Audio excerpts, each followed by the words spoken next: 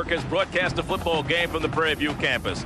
But there's renewed enthusiasm on this Texas campus, which will escalate today with a win over a Jackson State team that they haven't beaten in 34 years.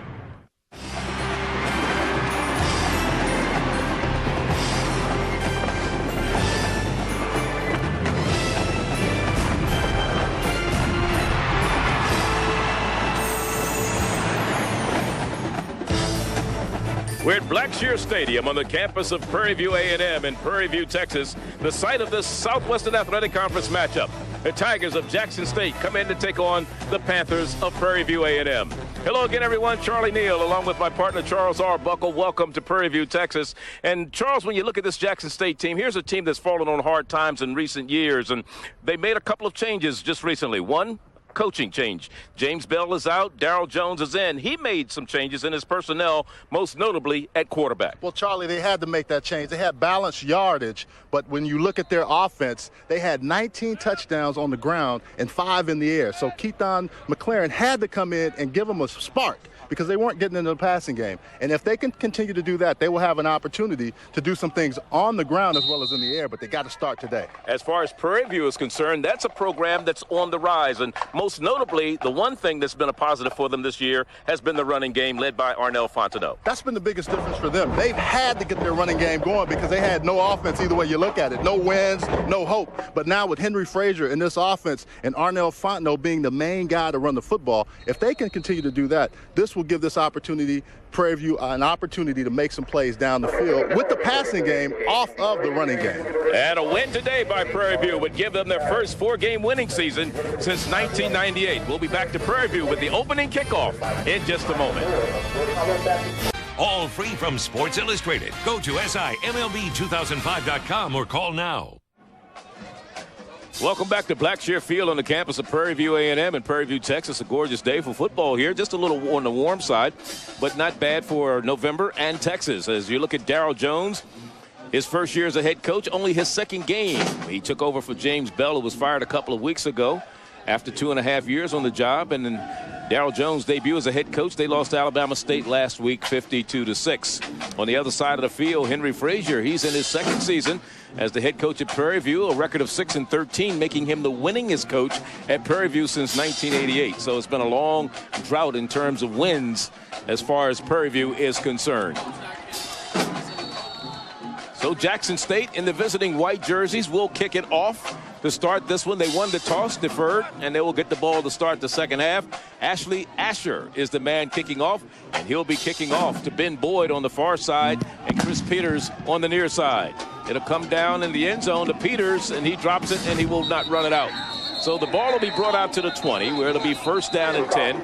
Prairie View getting the ball to start the ball game, and so we'll get a chance to see Michael Hill and company. He's a senior out of Lamarck, Texas. He transferred here, didn't start his college career at Prairie View. He started his college career at Texas Southern, but wasn't getting any playing time and decided to transfer here to Prairie View, and he's been the man this year. They say he may be the best athlete on this team. He runs a 4.40, and he can do it not only with his arms, but with his legs. I think Ben Boyd wants to say he has something to do with that, too, number 23. We'll talk a lot about athleticism today. Fontenot, the lone setback in the backfield behind the quarterback, Michael Hill on first down and 10.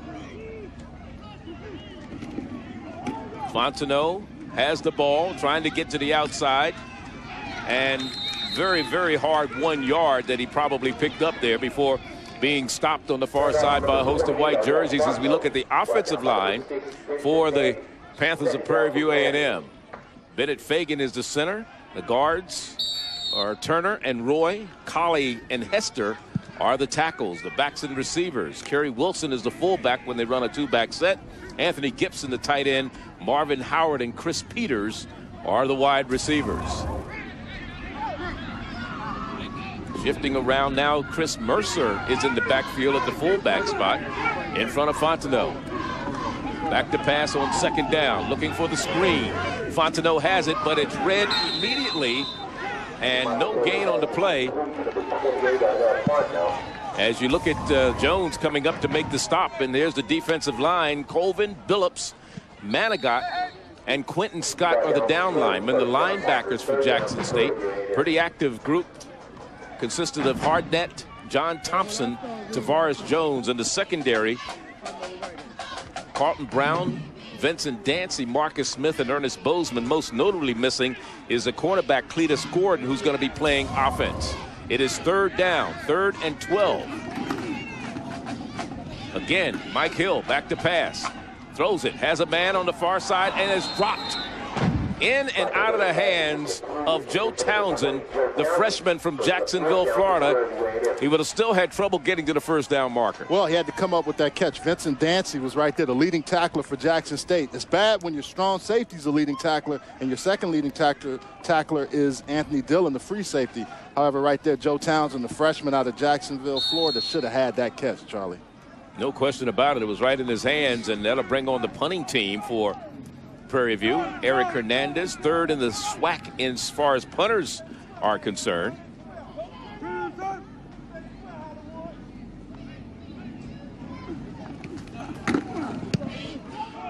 Gets off a high one. And it is caught in great field position by Jackson State's Byron Johnson, one of the wide receivers. And Prairie View will go on defense. We have a penalty flag, and it might be interference with the catch. Yeah, didn't give him enough room to make that catch. Halo rule, so to speak. You got to give the receiver or returner enough room to make the catch so he can field it cleanly. A lot of wind, and that ball hung up there, so it was a dangerous punt to go after.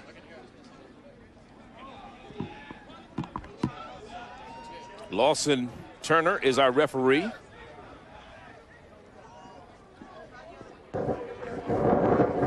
With interference, with the opportunity to catch against Prairie View, number 43.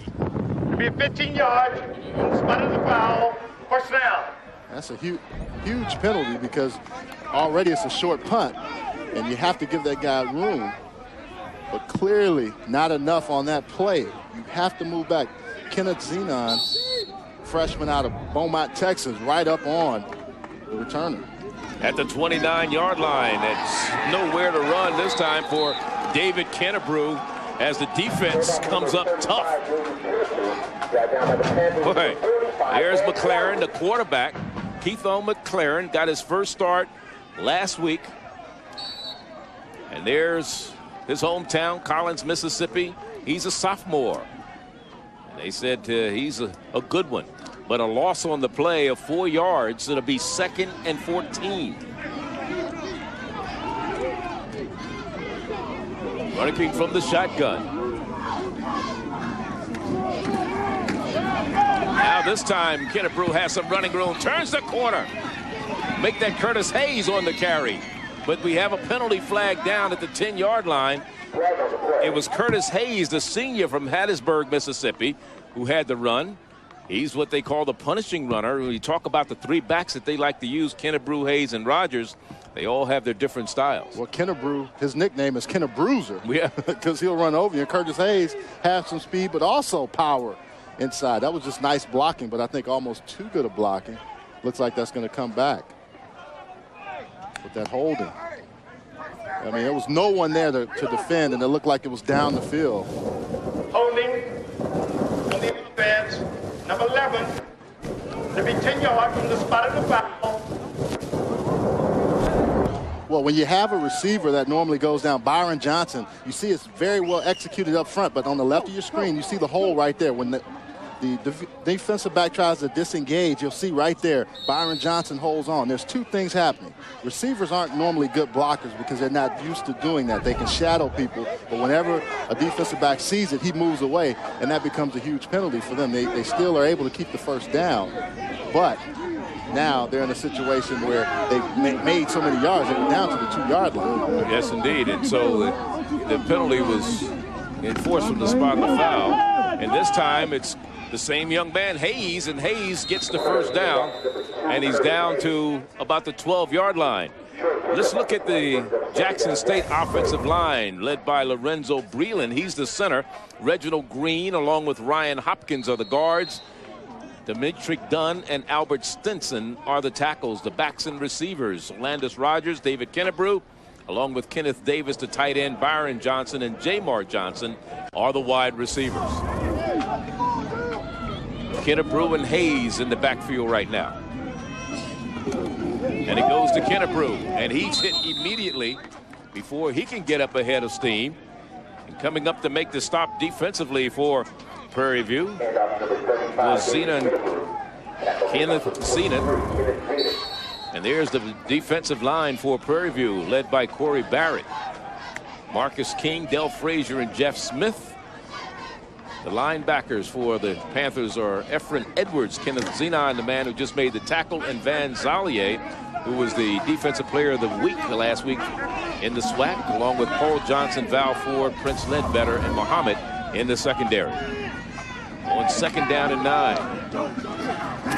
Back to pass, looking into the end zone, and it's a touchdown. Byron Johnson. May have been pass interference out there a little bit on the offensive side, didn't you think? Well, I think it was a good no call. I really do. But, you know, we talked about it in the open. They needed to score through the air. That's now their 6th receiving touchdown on the year. You would think by now a team would have 10, 12, maybe 15 touchdowns by the air. That was a nice play by McLaren, but also a good catch by Byron Johnson, who has struggled. That's his first touchdown catch of the year. And now for the point after touchdown, Ashley Asher is on to attempt it. He's 12 of 15 in that department this year. This kick is up, and it's no good. It hits the left upright and bounces back, but Jackson State gets on the scoreboard first. 6-0 is our score. 10:56 remaining. We're in the first quarter. Jackson State's McLaren, his first collegiate touchdown pass, and we'll be back. 7-11. Oh, thank heaven. Kicking off after scoring Jackson State. And again, Chris Peters will down it in the end zone, and Prairie View will bring the ball out for their second possession, 1st and 10 at their own 20-yard line. But Jackson State got on the board first. There you see Keithon McLaren.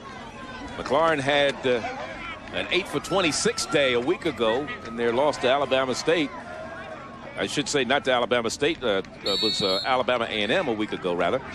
And he threw 2 interceptions, no touchdowns, so he picks up the touchdown today with the pass to Byron Johnson.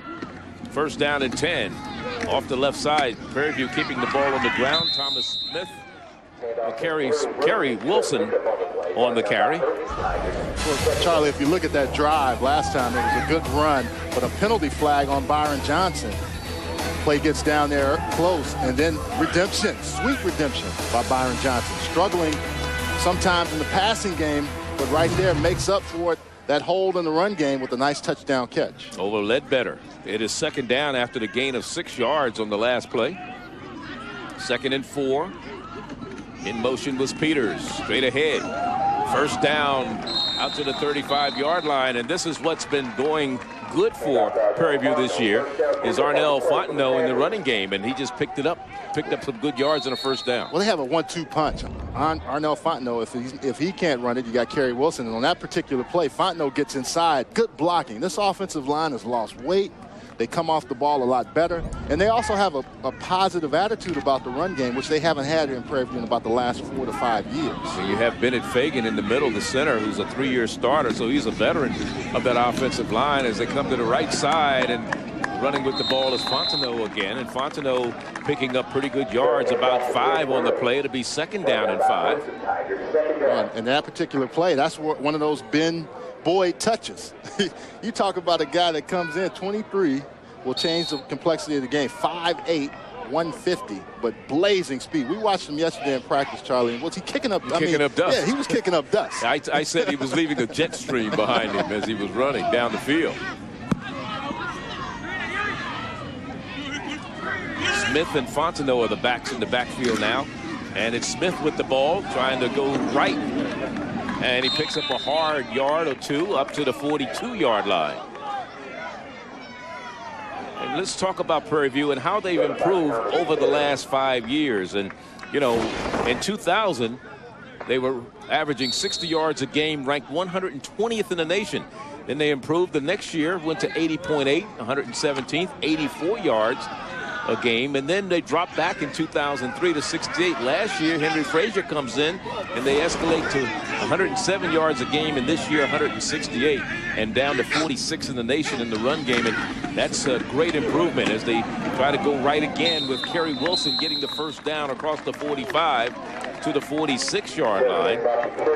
Well, don't you think, though, Charlie, it comes on the heels of Henry Frazier saying a few weeks ago, we got our butts kicked, really, and we needed to find a way to get ourselves back together. They hit every day. Guys were walking out yesterday to a walkthrough with pads on. On the day before game. So he said, we're going to do it my way, or it's not going to happen. and I agree with that philosophy, because you see the tempo now is much better than that first drive. First down and 10. Sometimes you have to get your legs that fumble, and the quarterback, Hill, was able to scoop it up and save the day that time because there was pressure coming on the defensive side of the ball, and one of the players making that pressure was Tyrus Washington. Well, it never got up to him. Bennett Fagan, the ball actually hit the ground. Fortunately for Michael Hill, he was able to see it and just get right on it. That's one of those things. They have scripted plays. The first 10 and 11 plays are scripted. The first 3 didn't work very well. So far, except for that play right there, which is a negative play, they've had positive plays on this particular drive. They lost 4 on the play. It'll be second down and 14 from the shotgun this time as Hill throws over the middle. It's incomplete. Great defense downfield. Who got his hand in there? I believe it was number 30 in there. That came in with the coverage. Marcus Smith, sophomore out of Miami, Florida, and American High. We're trying to get the ball to Townsend. Well, trying to get to Townsend, there was a penalty on the play. And Joe Townsend, that's one of those routes where perfectly coming underneath the defensive back does a good job of breaking under, you know, and the penalty is going to be on Prairie View.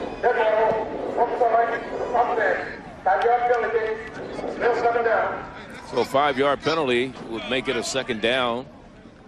It looked like it was on Timape Akima.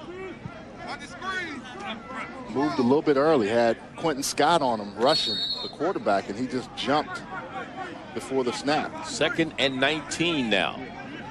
It's 2 negative plays in a row. Let's see how they respond to that. And, you know, coming in, they've were the second least penalized team, or I should say 4th most penalized team in the SWAC, so that's not something you're proud of.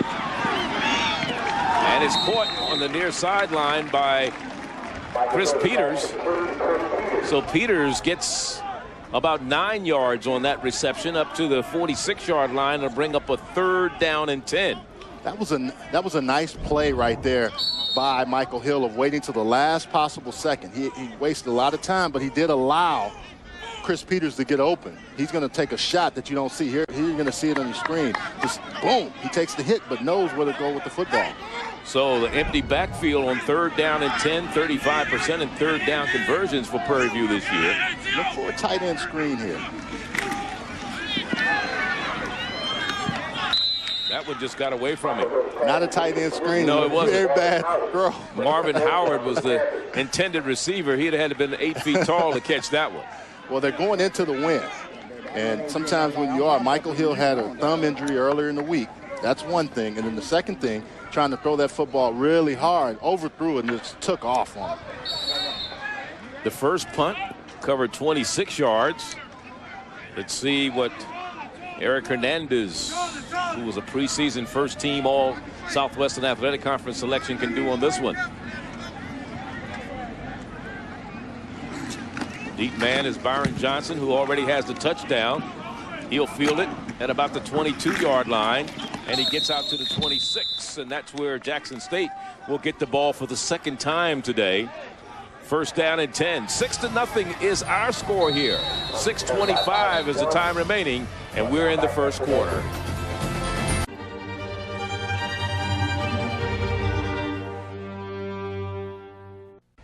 Back here at Prairie View, Texas, Jackson State with a 6-0 lead over Prairie View. And don't forget, Tuesday night, 2 teams in the middle of a tight Middle America Athletic Conference race. They face off. It's the Ohio Bobcats. They take on the Zips of Akron. College football primetime. ESPNU Tuesday at 7:30 p.m. Eastern. For more information, log on to ESPN.com. The MAC Conference. First down and 10 at their own 26 from the shotgun. Jackson State going to work. Here's the option play, and McLaurin keeps it, gets the first down, spins, and is out to the 37-yard line. First down and 10 on the run by Keitho McLaurin, the young man from Collins, Mississippi, Collins High. His high school team down at Collins won 2 state titles. They went 30-0 in 2 years that he was there. Well, and you can see what he's doing with his legs also, Charlie. We know he can throw the football, but nice move. Right inside, you have the option. You want to keep the ball in his hands. The other thing is the game slows down. 8 of 26 last week. This week in a much better mode with the football. This time the pitch to the near side to Hayes. Hayes, and a flag goes down immediately, and Hayes is dropped for a loss back to the 20 or 35-yard line. Nice. Paul Johnson on the stop defensively. Well, he made a nice play, Paul Johnson did. He got by the block and then made the tackle as well. It's awful tough to do that, but coming up from that strong safety position, they're going to play 8 men in the box, Prairie View will, to stop this running attack. And that's going to be a holding penalty. Normally when you have more blockers or more defenders than you have blockers, you can see where they have problems, and they've had a couple of holding penalties already. Holding on the offense, the 10-yard penalty. Repeat, first down.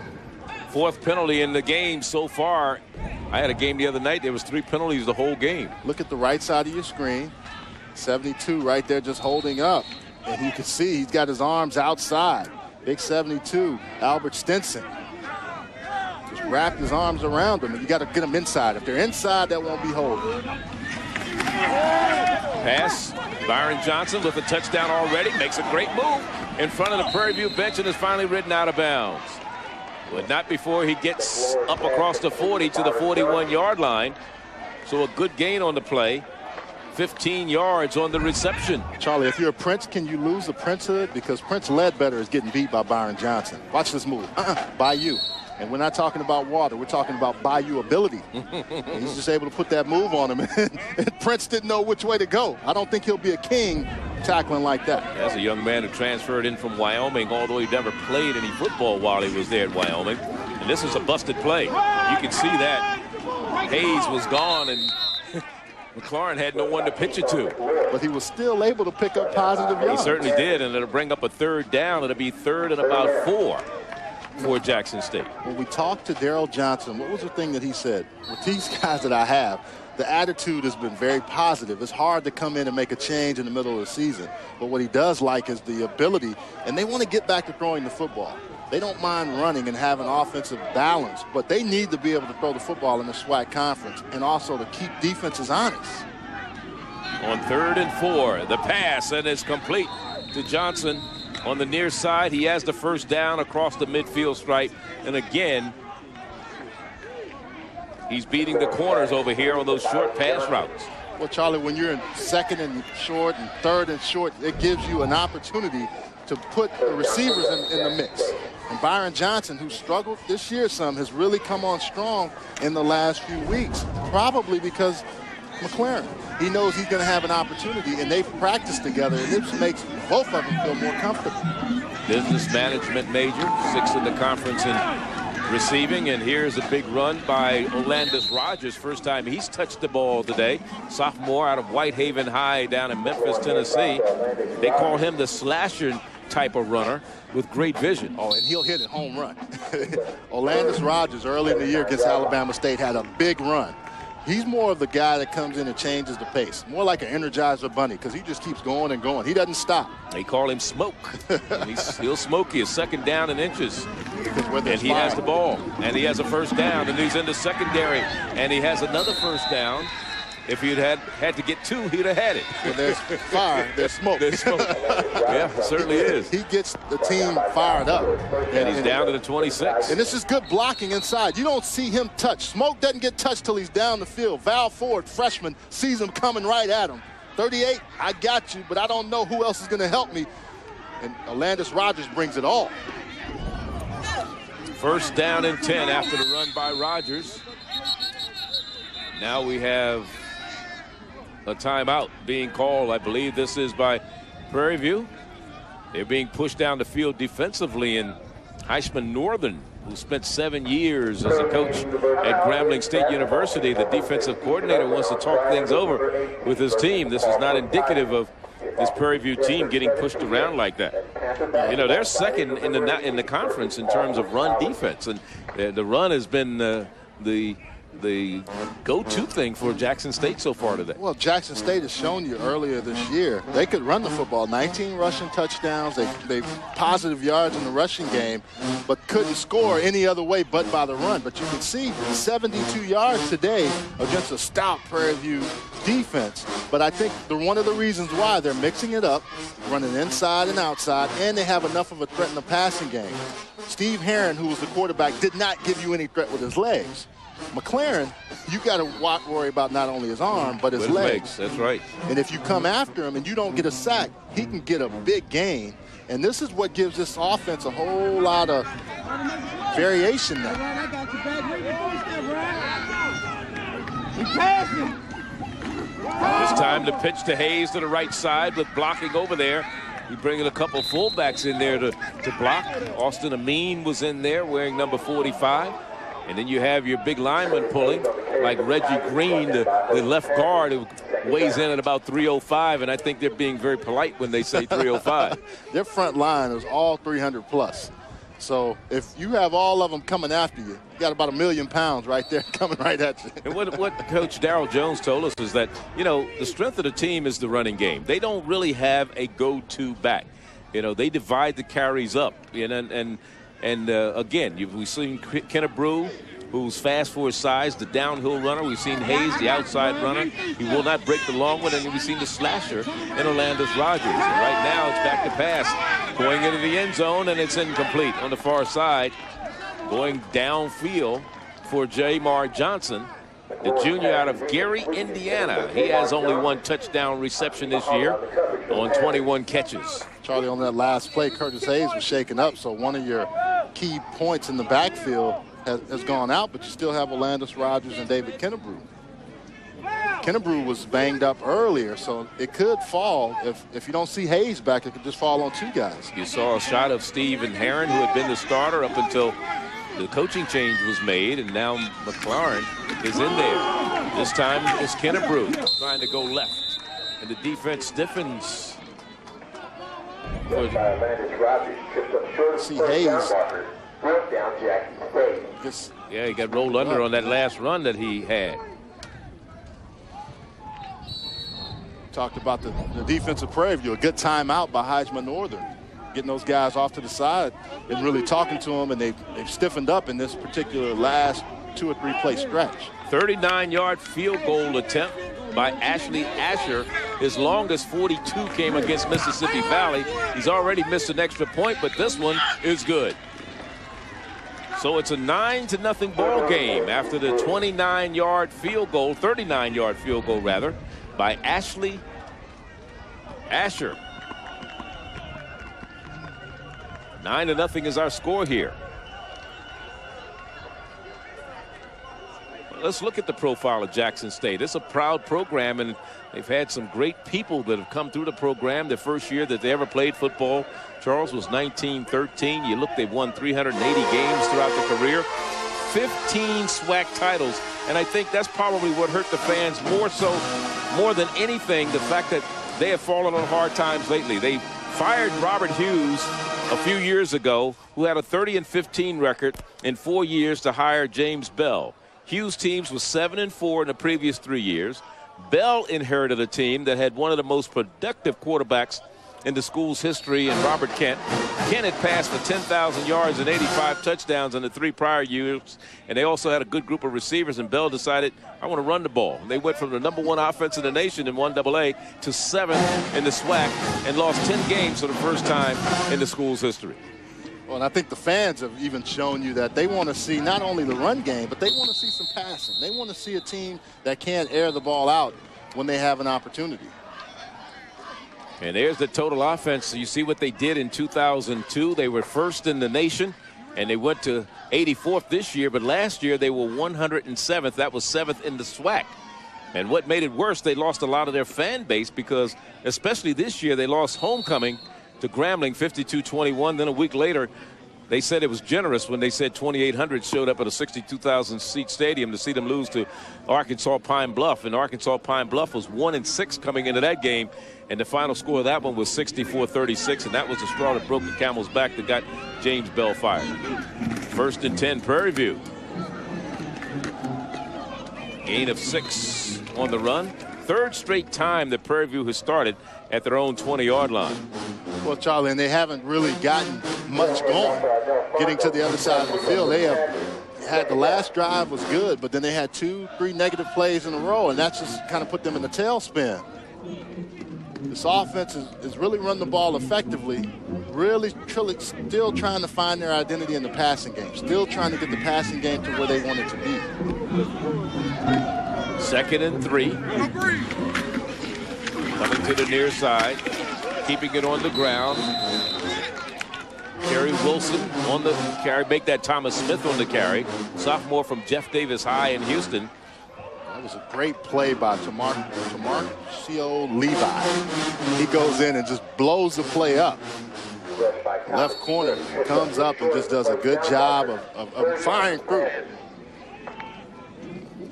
Stat stuffer guy. 45 total tackles, 3.5 tackles for losses, 1 fumble recovery, and 2 pass breakups. Just always around the football.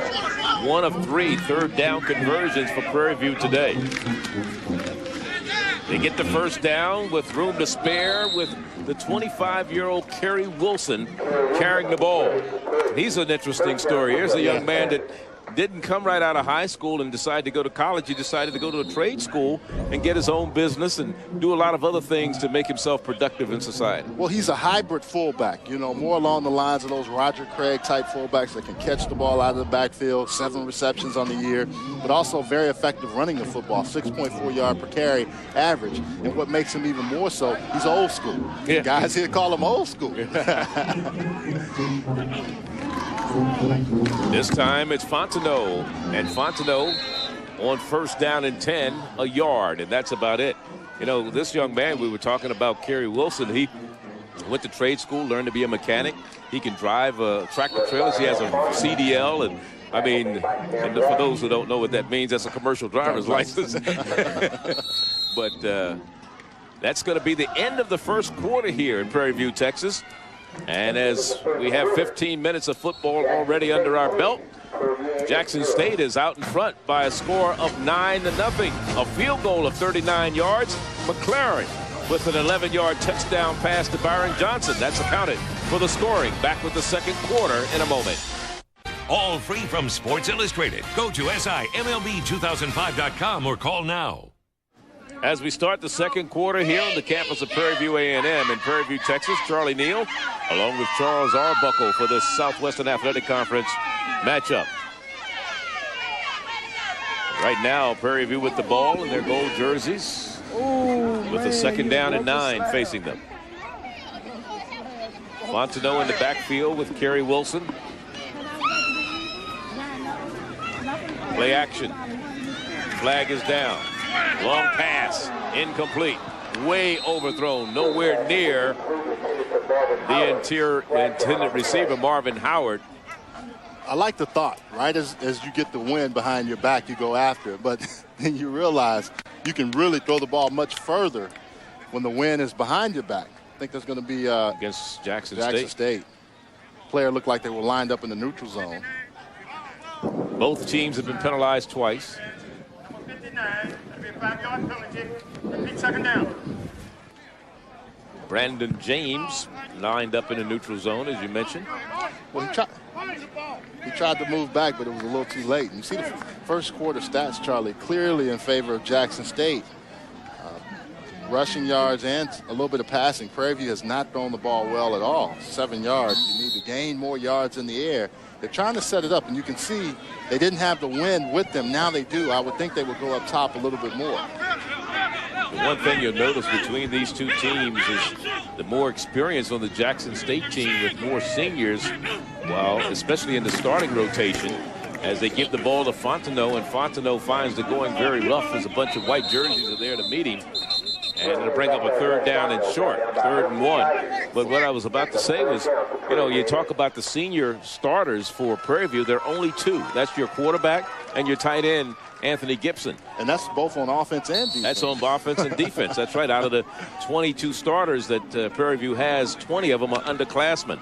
So that's hope for the future. But you look at the veteran leadership supposedly at the Jackson State side of the football, it hasn't come through for them this year. Well, that's a play you got to have right there. Marvin Howard has to stay. Well, he looked at the defense, and the defense got back, and he jumped offside. So but he can see the quarter. He can see the ball. Yeah, he's got to watch the ball. You can see the ball there. And those are the types of plays that make coaches pull their hair out. You can understand aggressive penalties, but those type you don't like. Those are MEs, mental errors. And you can see the starters by class here. 11 that are upperclassmen, 11 that are freshmen and sophomores. So that's a perfect description of right there what you're looking at. Why they have a youth movement here, and why it may take them a little time, but I think these young guys understand how to play the game now. 3rd and 5.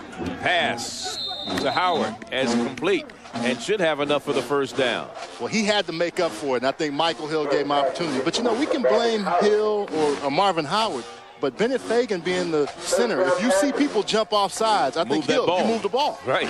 And Hill was upset, I think, because he knew they work on that.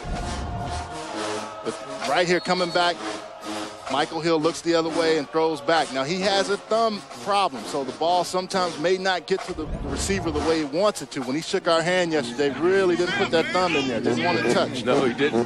It is first down and 10. Going to the right is Thomas Smith, and Thomas Smith picks up about 4 yards out to the 48-yard line. And this is the deepest penetration for Prairie View today. Their previous was up to the 46-yard line before they punted it away. Charlie, they have not been across midfield. I really think now they'll open up the offensive playbook a little bit, because this wind, when we were down there doing our open, how hard that wind was blowing in, that's the direction they're going in. They have completed passes this year, Charles, to 12 different receivers. So they spread the ball around, and they have a pretty good running game. And Wilson, Fontenot, Smith, and Walker. Here we go. Coming to the left side is Fontenot, trying to turn the corner, and is bounced out of bounds right at the line of scrimmage. Maybe a yard he gained on that play, and it'll bring up 3rd down and 6. You know, Charlie, they looked a little sluggish, Prairie View did, but I think what you're seeing now is a little bit of that positive physical practice that they have, the PPP. You know, they hit hard in practice. Arnell Fontenot didn't go down. He refused to go down. But sometimes when you finish runs like this is what gives your teammates encouragement, even if you don't pick up yards. But what I think is happening, the first few plays of the game or first few series, your legs are a little tired. Then you get in position and you're ready to play. 3rd and 5. Big 3rd down now. Need to get across midfield. Here's a screen to Rivalta. And Rivalta's going to lose yards all the way back to the 44-yard line. So that was not a well-designed play, whatever was supposed to happen there. Tight end screen, but right away that Jackson State defense sniffed it out very well. They knew right where it was going. Rivalta was a former quarterback. Now he's playing tight end. But Henry Frazier telling him right there, you got to just go. He kind of hesitated. Don't wait for the blocking that long, because you'll never get your momentum going forward. Hernandez with his 3rd punt of the day. And there you see waiting for it, Byron Johnson.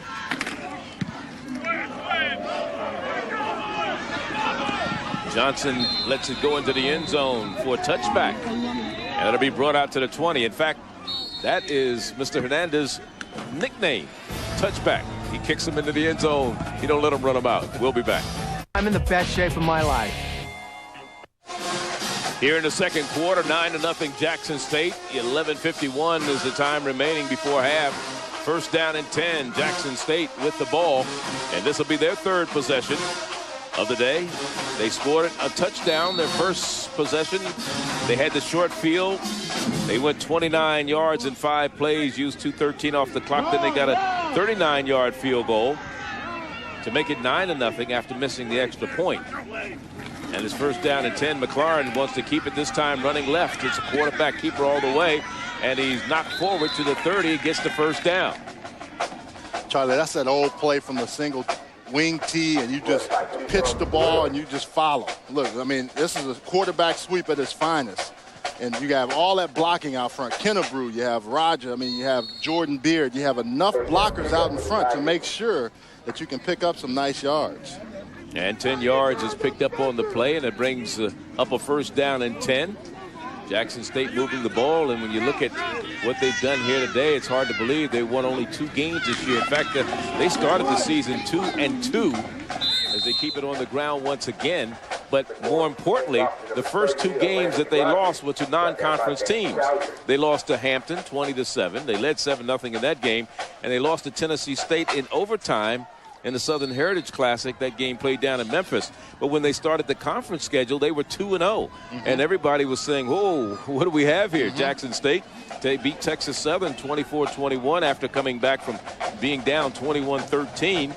Ashley with the 25-yard field goal came with 6 seconds left for the win. And then Mississippi Valley, a team that's gone on to a pretty good season this year, they beat them 33-14. The most important thing in that game was they forced 5 turnovers against Mississippi Valley. Jamar Johnson had 2 touchdowns in the team rush for 200 yards. So, you know, they started the season as if they were going to really make some noise in the SWAC. They really did, and I think that first, you know, when they got into the SWAC season and really just started faltering, and it looked like their team never really quite got to the understanding of how to play. And they weren't making plays, and the fan base was upset. Players didn't look like they were responding very well to Coach Bell. And this looks like a very different Jackson State team. Alabama State beat them. That was their first conference loss, 44-23, and they led in that game 10-3. But they let Alabama State come away with 618 yards. As you look at the East standings for the SWAC, Alabama State is on top, and Alabama A&M nipping at their nose. Christmas coming. Well, State is like Jack Frost. Here. Yeah. Alabama State is faulted here. Please stop playing. Thank you. Oh, they don't want them to play while their opponents have the ball. I haven't heard that one. Well, yeah, they're pretty strict about that in this conference. Yeah. Here's a reverse to the near side. And read very well, and not a whole lot of yardage. A gain of 2, and that's about all for the receiver on the little end around. Well, just good play by defense. Look at that, just knocking people outside. Good job of just staying there. Chandre Ward outside, playing outside and forcing everything back in, and that's a good tackle. Charlie, the thing is, I remember playing in the league. I mean, if you went to an opposing stadium, they would turn their speakers on right behind you. So I don't care who's playing. The band should be able to play whenever they want to. Well, for some reason or other, they don't like that here. Here's another good run. Should say good defensive stop of Kennebrew, and that'll bring up a 4th down punting situation. Jackson State may have wanted them to keep playing because the Prairie View guys took offense to it that the band can't play. And they came out those last few plays on defense. Look at this. They say we'll play if the band can't, right? Yeah, and the defense plays on instead of the band. Just look at that, 3-4 defenders right there. Just good job of tackling. Paul Johnson being the lead guy, making that tackle. First punt of the day for Dominic Addison. Blocked. A break for Prairie View. They're going to take it in. Touchdown, Prairie View. Ben Boyd, 23 yards. Riante Jones, he didn't just, I mean, he engulfed the punter. Dominic Addison never had a chance. Riante Jones, 6'3", 180, sophomore out of Brandywine, Maryland. He's just going to engulf the punter. He almost missed it. He jumped so fast and was in there so quick. He used his body instead of his hands. And Paul Johnson, we talked about him, had made some plays. That's where you need to make plays, on your special teams. You have to find a way to get a momentum-changing play, and that was one right there. Now we have a penalty flag. Excessive celebration. And maybe that's what it was. Paul Johnson was the man actually who brought it back for the touchdown. The unsportsmanlike foul would be penalized on the kickoff. So, a 9-6 ball game. Point after.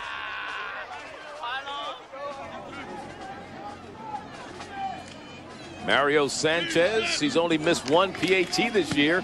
This one is up, it's good. It's a 2-point ball game. 9-7. So Paul Johnson, the defense comes up big. The special teams, they come up with a block punt. They turn it into 6, and they pull to within 2. What are you looking at?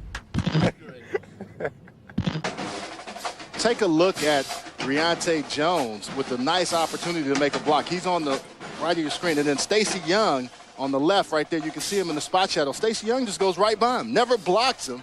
And that just allows Reontae Jones. He almost went too far and made a nice block. But that's a great play. That's a tailback, sophomore. Stacey Young just missing an assignment. And you talk about Reontae Jones against Alcorn. He returned a block punt 27 yards for a touchdown. So that's the second time this year that Prairie View has capitalized on a block punt after not only blocking it, but taking it in for 6. Well, you needed something if you were Prairie View, and this penalty may not hurt you as badly because you have much to win. And you've got the other Mr. Touchback kicking off, Mario Sanchez, who normally booms him out of the end zone. Still a pretty good kick. This one is fielded, touched, and finally picked up at the 1-yard line. And he's got to return it. That's a live ball. That's a major mistake. At the 9 is where Jackson State will go to work. First down and 10 by Marquise McGinty back there, who had trouble fielding that kickoff. It's going to bounce right off his helmet. Goes through his hand, right off his helmet. I mean, he just misses it. Misplays it, but the sun is beaming in that direction. So in his defense, you know, being a center fielder, you may have to put that hand up. You don't have the shades that you can flip up or down. You just got to make that catch. You talk about Paul Johnson, the man who scored that touchdown. He's also a pretty good baseball player. Made the Southwestern Athletic Conference All-Tournament team as a second baseman. Well, Johnson has an interception return for a touchdown, so he's one of those guys, again, around the football. Defense trying to string it out on the far side as Orlandis Rogers gets the call on the running play to the left side. You know, Charlie, if you look at this Prairie View defense, it looks like their linebacking core is going to be strong for a number of years. They have junior starting. John Johnson, Chandre Ward, and Van Saliak. But behind them, Gary Hicks, Kenneth Zena, freshman, and Efren Edwards, all true freshmen. And they all play quite a bit. Going to the air. Almost intercepted and almost caught. It should have been intercepted. It was in and out of the hands John Johnson. Of Johnson. You know, the linebacker. He's a linebacker though now. Remember? Yeah, but yeah. Should have been. If you were a tight end, you'd be able to catch the ball. But what happens is Johnson leaves his feet, and he really didn't have to. Right. He thought the ball was a little bit higher, and when you do that, sometimes he's not used to being in that position as a linebacker. They're those guys that like to be on the ground, planted and hitting things, and when they jump, they look like fish out of water. From Houston, Texas, is Mr. Johnson. It is third down. Short of the first down, which will bring up another punting situation is Orlandis Rogers. Well, Charlie, we talked about elevator up, elevator down. You know Jackson State won't stay down for long. And it looks like Rogers is limping off the field. They have all of their running backs a little bit banged up. But Prairie View looks like they're on the upswing with the wins that they're getting, the guys that are starting to play and make plays for them. Jackson State has been in the tailspin, like you said, from the early start of the season, and it's starting to show. And look at this punt, prime example. It is a minus 3-yard punt. And Charlie, we saw in the warm-ups, the punter was hitting 10-yard punts, 2-yard punts, 3-yard punts when it was going into the wind. That punt covered a -3. They punted from their 16. The ball is at, well, they're going to spot it at the 13, make it the 12. So it's a -4-yard punt. The wind got a hold of it. Great field position for Prairie View.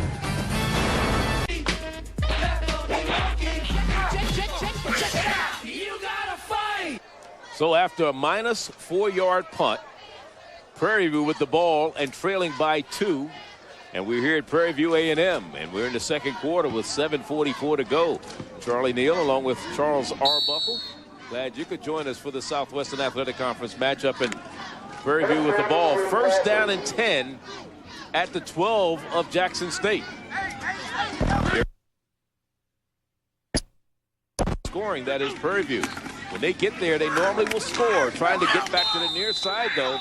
Not much running room this time for Ben Boyd. One of those touches they like to get to Ben Boyd 10 to 15 times. He's a football player that's a track guy. He lost one, not a track guy that's trying to play football, right? Well, and the camera showed early, you can see when it panned out, if you're a team that can use this to your advantage on this open field, Prairie View has open air. And when they have wind blowing in here, it makes it tough for not only them, but the opposing team. They're more used to playing in this environment. A loss of 1 on the last play, 2nd and 11. Hill throwing. Intercepted almost, it should have been. Boy, I think the linebacker was so surprised that it was in his hands. He didn't know what to do with it, and he almost took off too soon. That's John Thompson. He's a freshman from Macomb, Mississippi. Well, Michael Hill did the right thing. Where the blitz comes from is where you normally throw the football. But he had to get there quicker. And Thompson almost got it because it was a nice block of the ball. I mean, it was just one of those situations where Tavares Jones got up there and blocked it.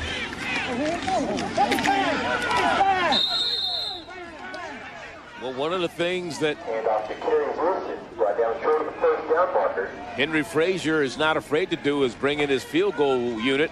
He has a lot of confidence in his kicker, in Mario Sanchez, even though he is 50% in field goal attempts this year, 7 of 14. His longest was a 44-yarder against Paul Quinn. In fact, he's 2 and 4 in the last game against Arkansas Pine Bluff. He hit a 37 and a 39-yarder. He missed a 40-yarder and a 52-yarder. This will be a 25-yard. Not wearing a mouthpiece. Oh, wow. So a mental error. Mental error. Didn't put his mouthpiece in, and he can't find it. Now the man that had it, he kind of hands it to him under the table like, I had it all along. You should have came over here and got it. Don't forget, Sunday afternoon, 2 of the college hockey programs, the top college hockey programs in the country face off. It's on ESPNU. Boston College, the Eagles, take on the Vermont Catamounts. And that's going to be college hockey on ESPNU Sunday at 3 Eastern. For more information, log on to ESPN.com. That's a true freshman mistake. You know, we were talking to the kickers yesterday, and, you know, he's a very interesting young man. He said, you know, I was recruited I was going to go to Texas, but they didn't give any scholarships. I couldn't afford to pay my way to go to school there. He might be with the number 1 or 2 team in the nation, right? Born in Mexico, lived in Spain with his father, and then moved to San Antonio. But we teased them both. Didn't get to San Antonio or play high school football until his sophomore year. But didn't we tell him, you guys have got to be kickers? Yeah. No one's talking to you. Nobody's talking. Except the trainers. 25-yard field goal attempt. It's up long enough, and it is good. So Prairie View comes back to take the lead, but we have a penalty flag down. Now let's see what the flag is all about. We either is going to have to kick it again, or Cleveland Collie is showing that they had to get back out there. For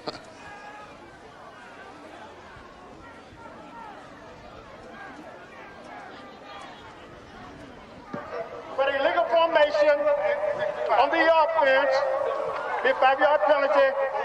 Therefore, down. Now he'll have to kick it, make it a 30-yard field goal. Well, and those are mistakes you can't make. You just had a situation where you had a timeout, and then you go into a situation where you come right back off of that, and you have an illegal formation and a field goal formation. You do this all the time. You practice this so often that this should not be a mistake. Wing guys are wing guys. Linemen have to be on the line, and everyone have to be in position to kick.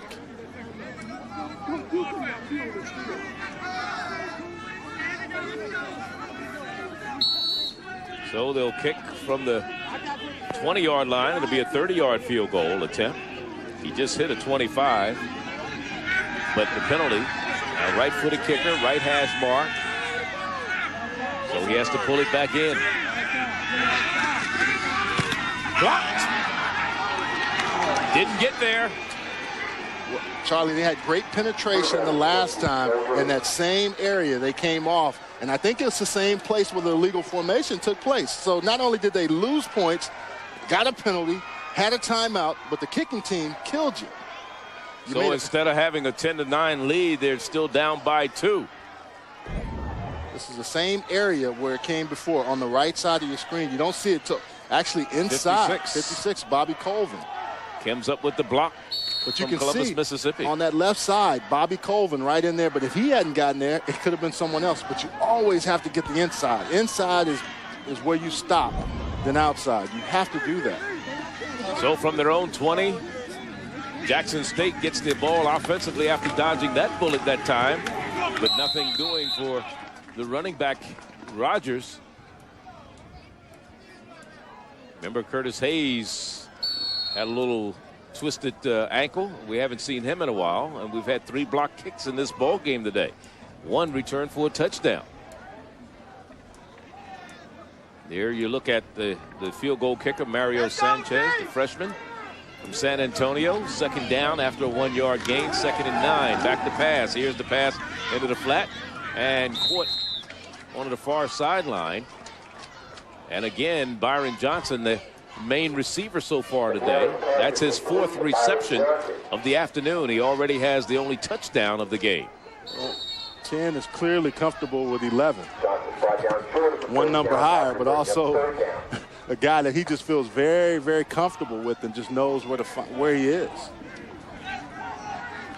And one of the things that they've avoided that is Jackson State today is being sacked. They were the most sacked team in the Southwestern Athletic Conference. Here's the quarterback trying to get to the first down marker, and McLaurin runs out of bounds, does get the first down across the 30. And Charlie, that stat was true up until you put in McLaren, because Herron would hold the ball way too long and would have a tendency to take a lot of sacks. And they say sometimes maybe McLaren goes out of there a little bit too soon. Quick. Yeah, there's a fine line, but right here, there's clearly penetration. And he says, okay, I'm going to get out of here. But the game is slowing down for him, and that just means he's seeing things better, getting more comfortable. More of the positions that he's being put in, he's comfortable with. You saw number 7, that's Herron on the sideline we were talking about. Here's a pass, a little out and go, and it's intercepted on the near sideline. Coming back up the field with it.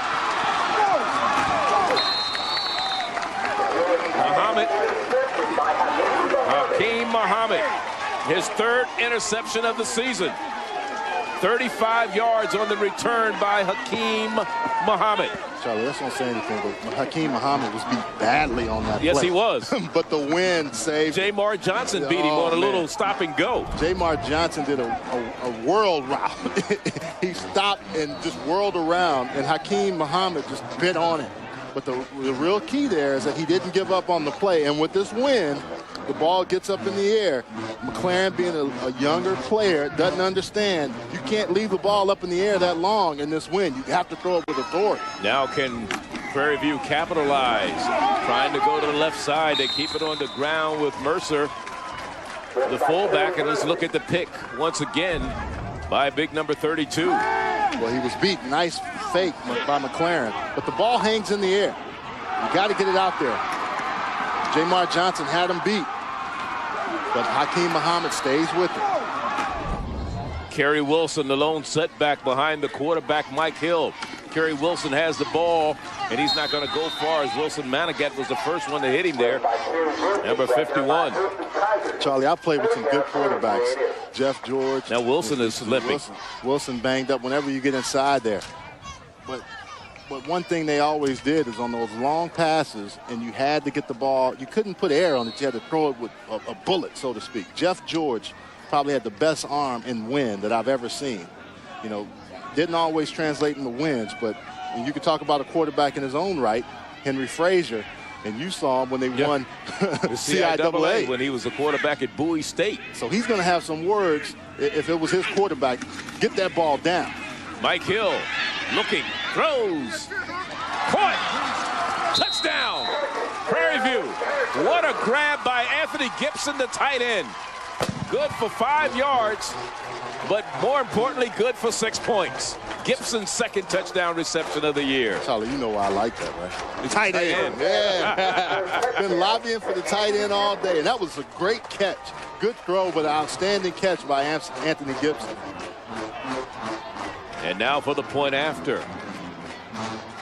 Sanchez to try to make it 14-9. The kick looked like it was blocked a little bit. Somebody touched it, but it split the uprights. That's the most important thing for Prairie View. Wow. And they lead it by a score of 14-9. They were trailing 9-0 in the game. Let's watch the extra point again. Oh, this is the touchdown. Nice play action fake, and then you have just tight end getting open. Watch this catch. All hands, and takes a shot in the back. But Michael Hill puts it out there for him, and he just reaches up, makes a nice grab. Vincent Dancy is right there on the play, but Anthony Gibson just reached out. That's just outstanding leap for the ball. 5 different receivers Mike Hill has thrown to today. Nobody with more than 1 catch, but it's been productive. One of those other seniors, too. Yes, sir. The two senior to senior. Hey, let's get it done, right? Yeah, out of Lufkin, Texas. You know, when you haven't had success for the amount of years that a program has had, you have to go and recruit good quality kids. Michael Hill from Lamarck, Texas, has been on, you know, that program has always been strong, Lamarck High School, and then Lufkin High School as well here in Texas, always one of the perennial powerhouses. But they've experienced 4 years of downtimes. Michael Hill hadn't because he wasn't here all 4 years, but at TSU and then transferred. But it gives you an opportunity. Delay offense. On the kicking team, the 5-yard penalty. You know, we talked about it yesterday with those guys. They know how to win, but it's just been so long since they've actually done it. It's exciting to them, and you even said, now you're leaving that tradition with these guys as you move on, i.e. Michael Hill. Right. The younger players are getting a sense of it, and they're starting to feel good about themselves. They certainly are, and we got it. You know, the last winning season they had here was back in 1976, and, you know, one of the things that I think fired this Prairie View team up this week, because Jackson State, of course, lost to Alabama A&M 52-6 last week, was he told his team, this is not Alabama A&M's defense. Prairie View didn't want to hear that. That was a little locker room material they could put up on the bulletin board to fire him up, right? You know as well as I do, Prairie View used to be an automatic win. Oh, no question. But now that's not the case. There's Mr. Touchback. Sanchez makes sure, even after the 5-yard penalty for delay of game, he still puts it into the end zone. And again, Jackson State will start from their own 20-yard line.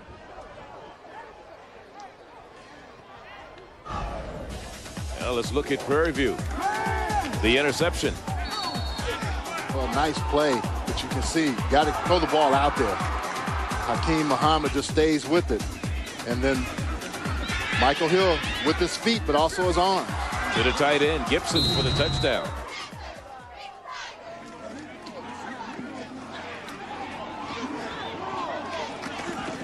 Hard running and hard yards for Kennebrew. 6 yards on the carry. Let's look at Prairie View. Turnover margin this season. In the 5 games they lost, they were -6. In the 3 games that they won, they were +6. And that block today was a turnover, in essence, and then also that turnover right there. And they made points out of it. Yes. You know, that's the thing. Jackson State only has 1 turnover per se, but in actuality, 2, because that block punt should go in that column, even though it doesn't. It certainly does. It should. And this pass is complete to Jeremy Handy, the junior from Sterling High down in Houston, Texas, not too far from here.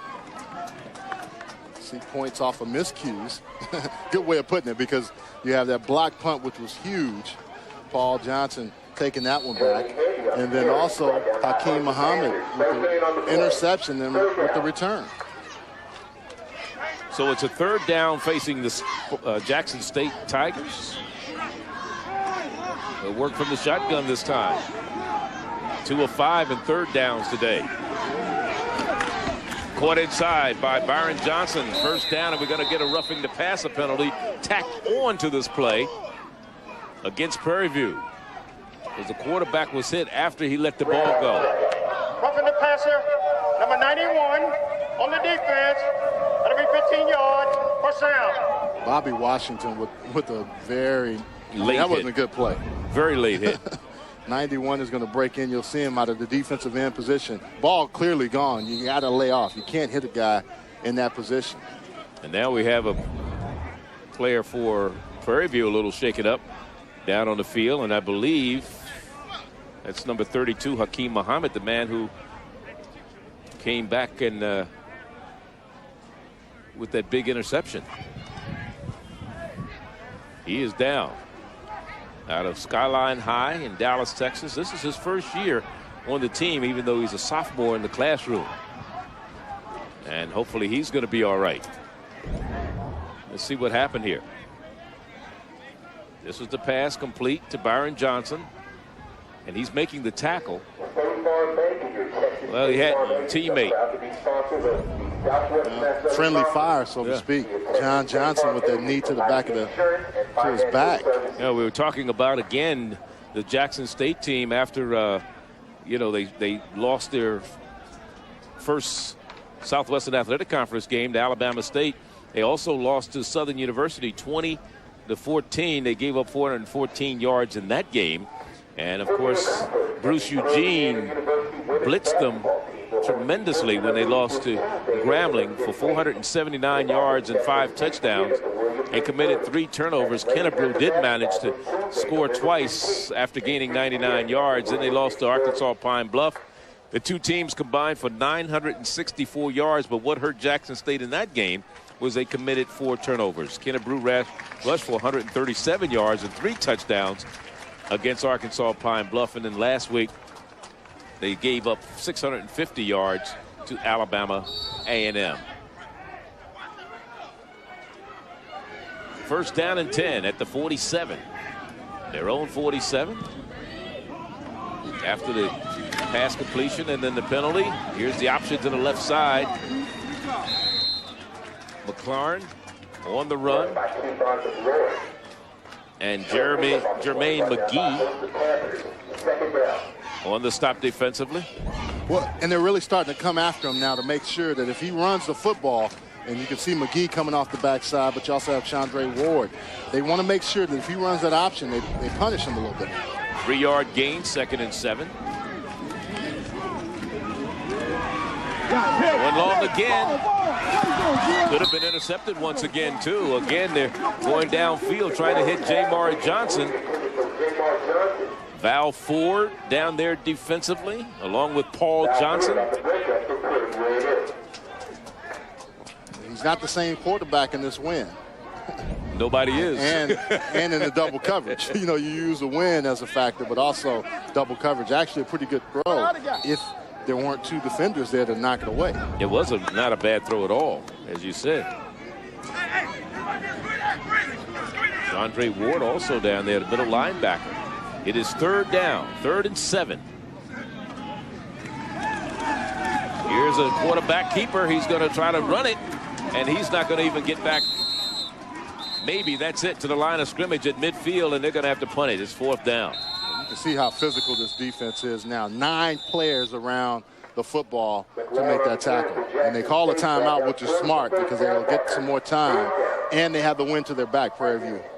So now Prairie View uses a timeout. I believe that's their 2nd. They have 1 left, if I'm correct, in terms of timeouts. In the meantime, the ESPN College Football Encyclopedia is the biggest, richest reference guide ever published on the history of college football. You can read about the profiles, records, along with statistical leaders and fight song lyrics of all 119 Division I programs, the Ivy League schools, and the most prominent historically black colleges that date all the way back to 1869. We'll have box scores for every major bowl game ever played, vote breakdowns for every Heisman race, and a complete list of every year's consensus All-American. It's available now wherever books are sold. And some people you might be able to find in there are alums of Jackson State, such as Lem Barney, Walter Payton, and Jackie Slater, who are all Hall of Famers, along with Harold Jackson, Eddie Payton, who's the golf coach over at Jackson State now, who played in the NFL, the brother of Walter, and Jimmy Smith, who's now making his name known in the NFL as a member of the Jacksonville Jaguars. Ashley back to punt it away. Peters, the deep man. Now they decide to do a little fake there, and it doesn't get them anywhere. They center it to one of the up men, and that was Kennebrew, and Prairie View was very alert and did not fall for it. They lost yards on the play. Charlie, do you think they were afraid of punting into this win? Because there's been disaster. Prairie View, they sniffed this play out immediately. And I don't think that was a very good call right there after calling the timeout when you have time to tell people, watch the fake. But yeah, well, it was good for Prairie View. Prairie View called the timeout. Exactly. But that's what I'm saying. If you're Jackson State, you give them a shorter field. You got to make them go further because they've shown them with this offense that with the wind behind their back, they're much more effective. You see Henry Frazier, he was the quarterback of the 93 Bowie State team that won the CIAA championship. Here's a draw play. Going to the right side is Fontenot. First down, gets outside and gets out of bounds, and that stops the clock. The pulse of the team now is clearly moving in a much more positive direction. Look at the good block right there, just in front, Chris Mercer. But also Arnell Fontenot finding the hole. And this Jackson State defense now doesn't look the same as they did early on, Charlie. 17 yards on the run by Fontenot from the 49 all the way down to the 32 of Jackson State. First down and 10. Trying to put some more points on the board before halftime. Fontenot with the carry once again. And Fontenot gets it down to about the 27, 28-yard line. A gain of 4, where it'll be second down and 6. Well, but you have Prairie View, who's moving a lot slower. 38 seconds on the clock. They have to get the ball moving. Little fade going to the end zone. Out of bounds, incomplete on the near side. Marvin Howard, the intended receiver. And that'll stop the clock on the incompletion with 27 seconds left in the half. I like the throw by Michael Hill. Now remember, they still have the wind at their back. If they do not even convert, they're at the 28. It'll be a 45-yard field goal attempt for Sanchez. Good protection, giving them a lot of time. Right there, I think when Marvin pushes off, Marvin Howard with Bozeman, I think he loses his area and where he's going to be and doesn't catch it. It is third down and 6 now. Now we got a flag. We're going to probably have some movement. See, that hurts you as far as the field goal is concerned. Yeah, it does, because now you have to complete this pass just to get those yards back. Start, offense, number 78, 5-yard penalty. Oh, that's the center. If he said 78, which I think he did, the center moving the ball prior to the snap. Bennett Fagan. Those are those MEs. Don't mind physical errors, but mental errors hurt you. Watch the center, what he does. Drops his butt a couple times. That's it. Reloads. Third and 10. They must at least get about 7-8 yards and put pretty good field goal position. This is going to be incomplete, so it'll be fourth down.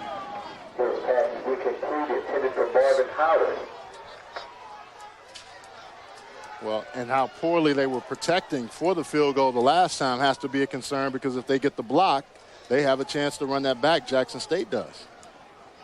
Because you know they're going to come after. Well, they're going, it's going to be a 49-yard field goal attempt for Sanchez. His longest attempt this year was 57 against Lincoln. His longest that he's made is 44. He's already hit a 39-yarder in this game. And the kick is going to be lower because it's a longer kick.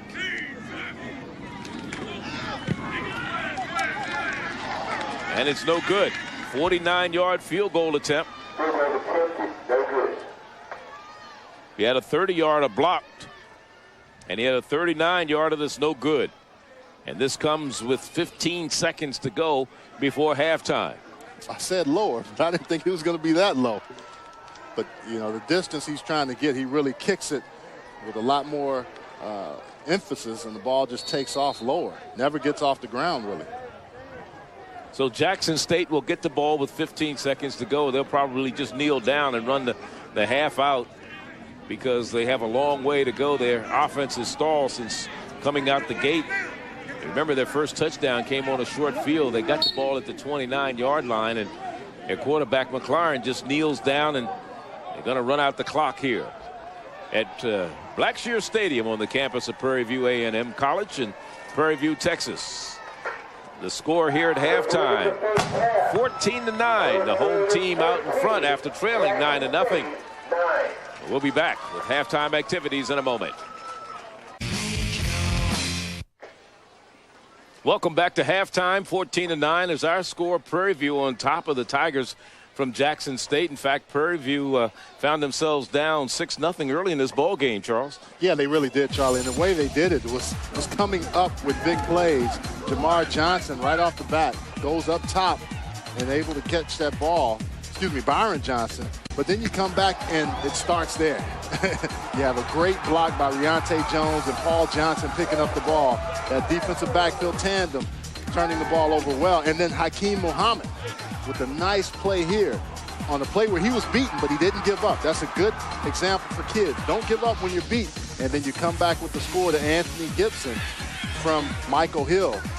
That is how Prairie View has been able to really come on strong here in this first quarter, first half. And there's the stats of the first half, and you look at the total yards, 156 to 89 in favor of Jackson State. But the turnover, the big one, and the block punt, the ones that hurt Jackson State the most. As you see the penalties there, everything is favoring Jackson State, but Prairie View is on the board with the lead right now by a score of 14-9 at halftime. And let's go down to the field and check out the marching storm from Prairie View along with the Foxes under the direction of George Edwards.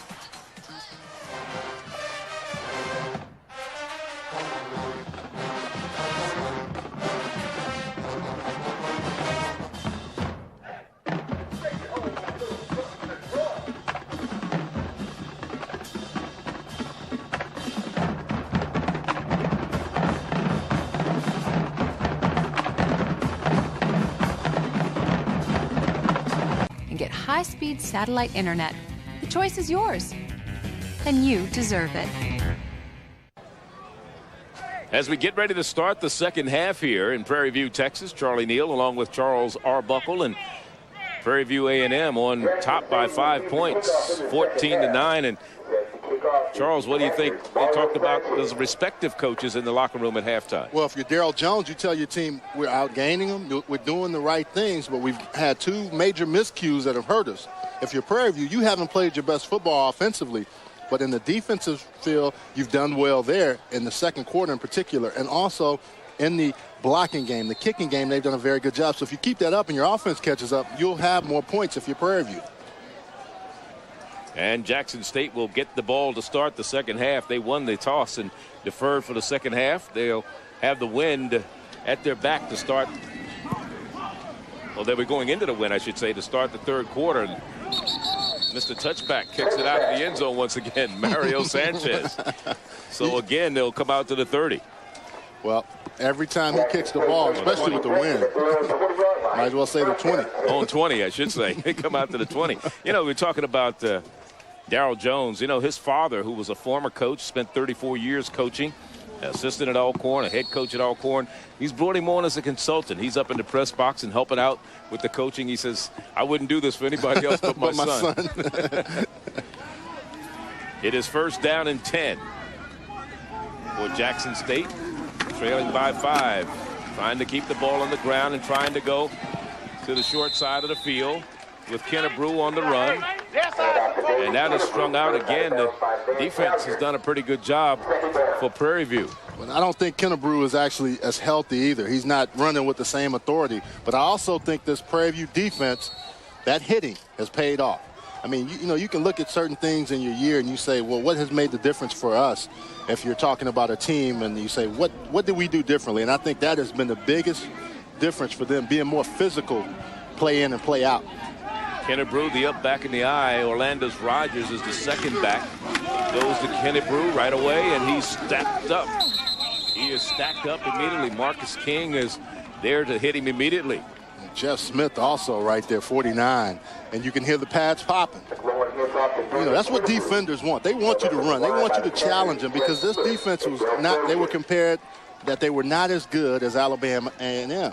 And they said, okay, well, test us then. Yeah. And that's why you have these guys up front now that are really coming off the football, really playing with a sense of purpose.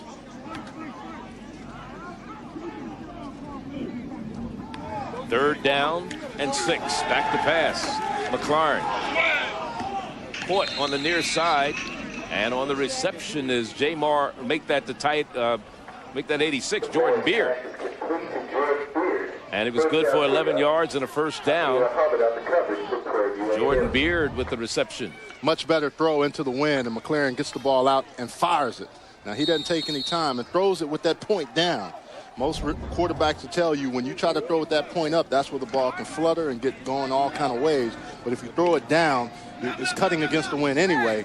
And you tell the receiver, you got to go down and dig it out. And he dug it out. That was Beard with his second reception of the night, 15 yards on 2 catches. This time is Rogers. Rogers gets the umpire caught up in there, and the umpire helped make the tackle for Prairie View. Well, and Paul Johnson looks up at him and says, why were you there? But Paul, Orlando's Rogers will still be running. This is good. You talk about a change-up back. Look, this is slow motion, and look how fast he's moving, except for the umpire. He's in the way. He helps make the tackle. Umpire on the assist. That's his second assist on the year. And he's still talking to the guys. Hey, man, I got a little banged up here. And I don't have pads on like y'all. 6 yards on the gain and the run.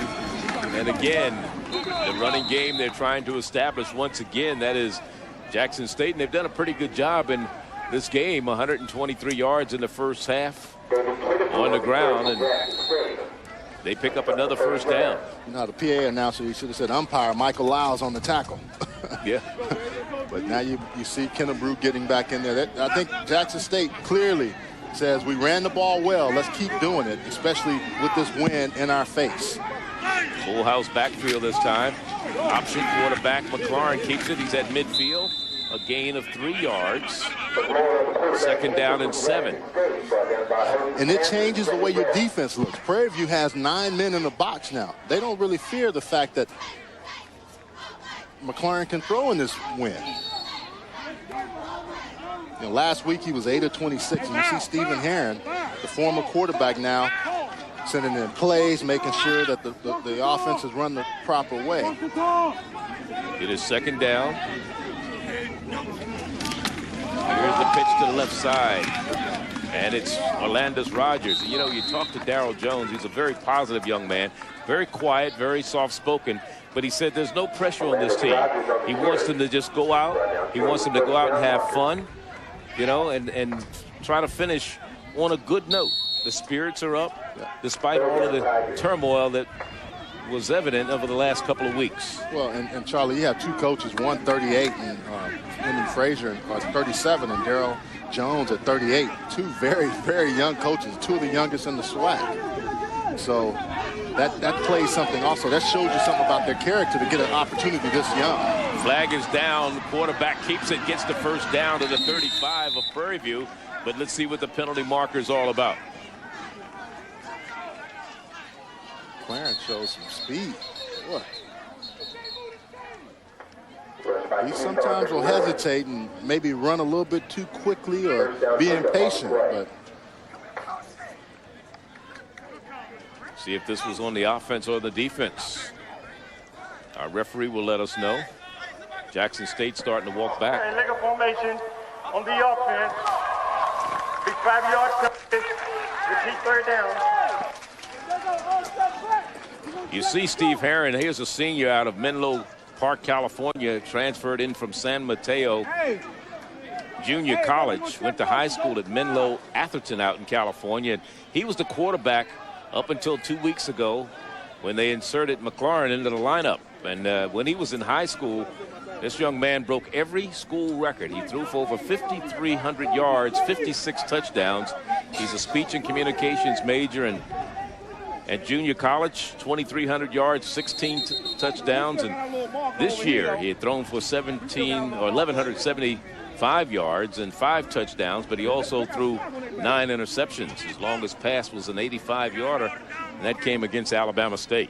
Well, and he's handled it well, yeah, and that's, you know, the change now. Clearly, the future is here. Keep Don McLaurin, and you have to figure Jackson State will start using the pass more than the run. They showed you that they have a very strong running attack, but they also need to be able to throw the football.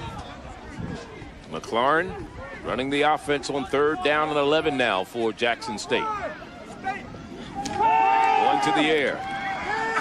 He's going to take off and run. And he will not get to the first down marker. Stop right at the midfield strike.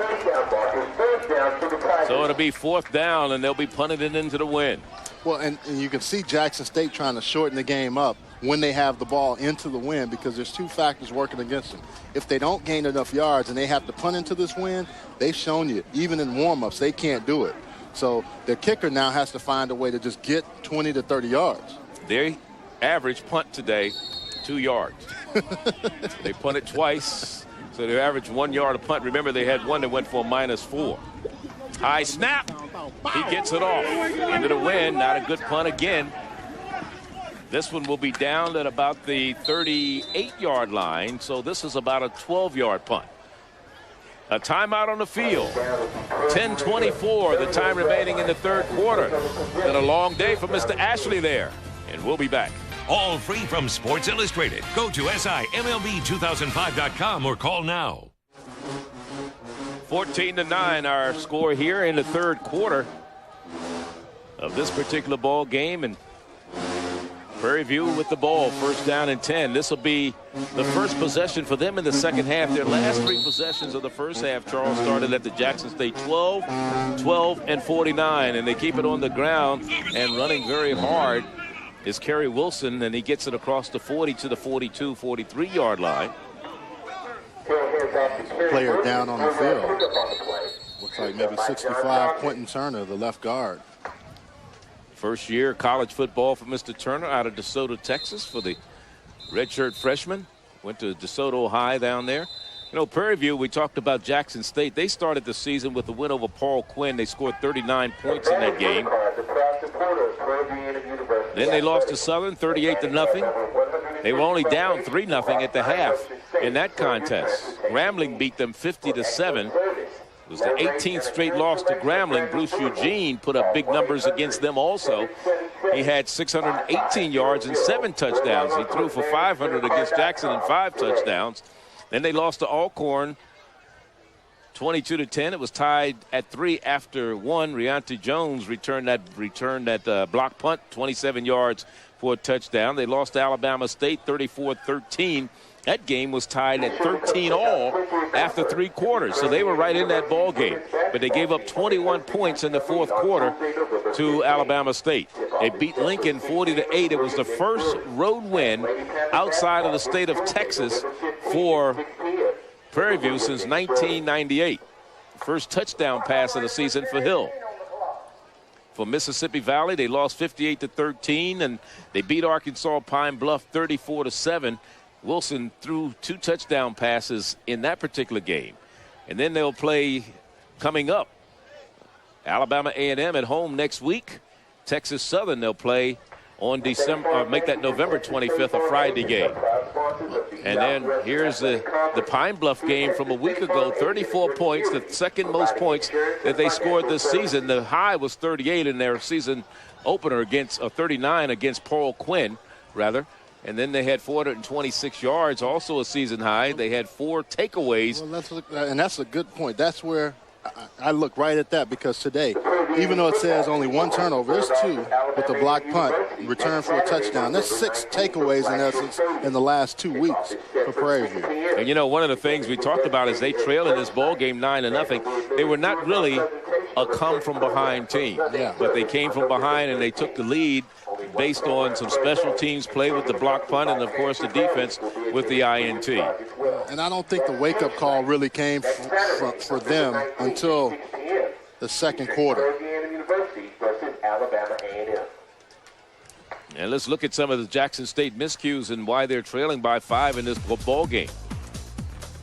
You make a major mental error by letting Riante Jones come in there, and he almost runs by it. I'll say it again, and then Paul Johnson getting in for 6. But this is a key play here because Hakeem Muhammad was clearly beat, but he stays with it, and with the ball being thrown in the air, and see how they suddenly changed, Charlie? They got major yards made up on that particular play. They certainly did. Prairie View, one of the second oldest institution of higher learning in the state of Texas. Texas A&M is number 1. It makes sense. Texas A&M, this is a product of that system, so they make A&M first and then come with Prairie View A&M after. Wilson cuts it back. Wilson down to the 48-yard line on the first down, or close to it. Let's see where they spot it. Very close to a first down. He may be a yard shy. If he is, it'll bring up a 3rd and 1. When they want some hard, strong yards, they just put Kerry Wilson in, even though he's only 190. Very well built, very, very good runner inside. And he told us yesterday, you know, those years he didn't go to school before he went to, he came to college. He was working and going to a trade school. He kept his body in good shape. So when he did come, he'd be able to carry the load. And he's carried it today. 3rd down, quarterback decides to keep it and gets the first down. That's Mike Hill. 1st and 10 at the 49-yard line. You know, there are 9 players that make on this Prairie View team with a 3.0 grade point average or higher. So that's saying a lot for being a student athlete. Yeah, it does. And I think that's, another reason why you look at a lot of these kids getting the opportunity to go to school, get a scholarship, but also the education side of it as well. In this game a year ago against Jackson State, in which they lost 45-28, Kerry Wilson gave them a 7-0 lead on a 1-yard run, but they came back to lose that game. And ball goes again to the running back from Destrehan High, or Destrehan, Louisiana, rather, Destrehan High. And he gets back to the line of scrimmage. It'll be 2nd down and 10. Charlie, we talk about elevator going up, elevator going down. Jackson State, you look at their history and tradition, even though they're down right now. Prairie View has not been in this position in a long time. But when you look at Jackson State, their tradition and history also bodes well for them, because even though they struggled this year, they started out strong at the very beginning of the season, but also, too, I don't think their alumni or their fan base will let them stay down long, and they have the recruiting base in that area to get some good talents. Hill lets it fly. Wide open in the middle of the field is Boyd. Oh, he dropped it. He had it, let it go. Marvin Howard picks it up, but Boyd was the man who had it and then let it go. We saw it yesterday, getting down the field, but right there, I think he had the ball. It almost looks like he threw it away once he caught it. Michael Hill couldn't put it in any better place in his hands, and when he goes to turn with it, never puts it away. Well, is it a fumble?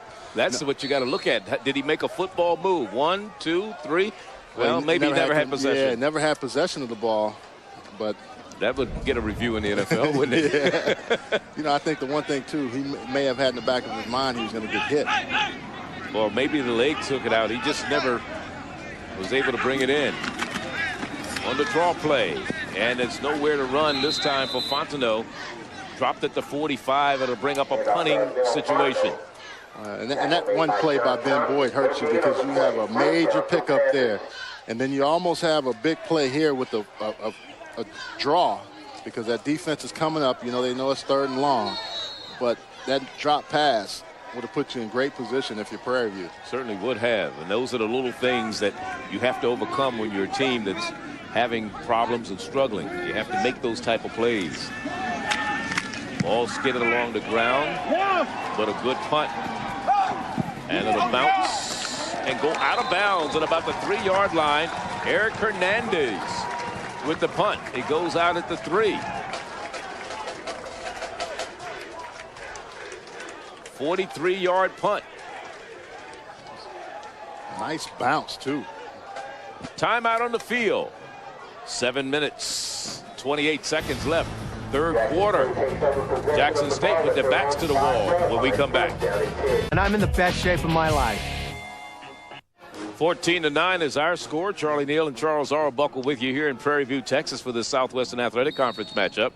And now Jackson State trailing by 5. The ball at their own 5-yard line. First down and 10. Quarterback pitches off to the left side. Trying to turn the corner and not much running room as the pursuit is pretty good over there by the defense led by Chandre Ward. Normally don't see the option run this far back in your area. I mean, you're backed up.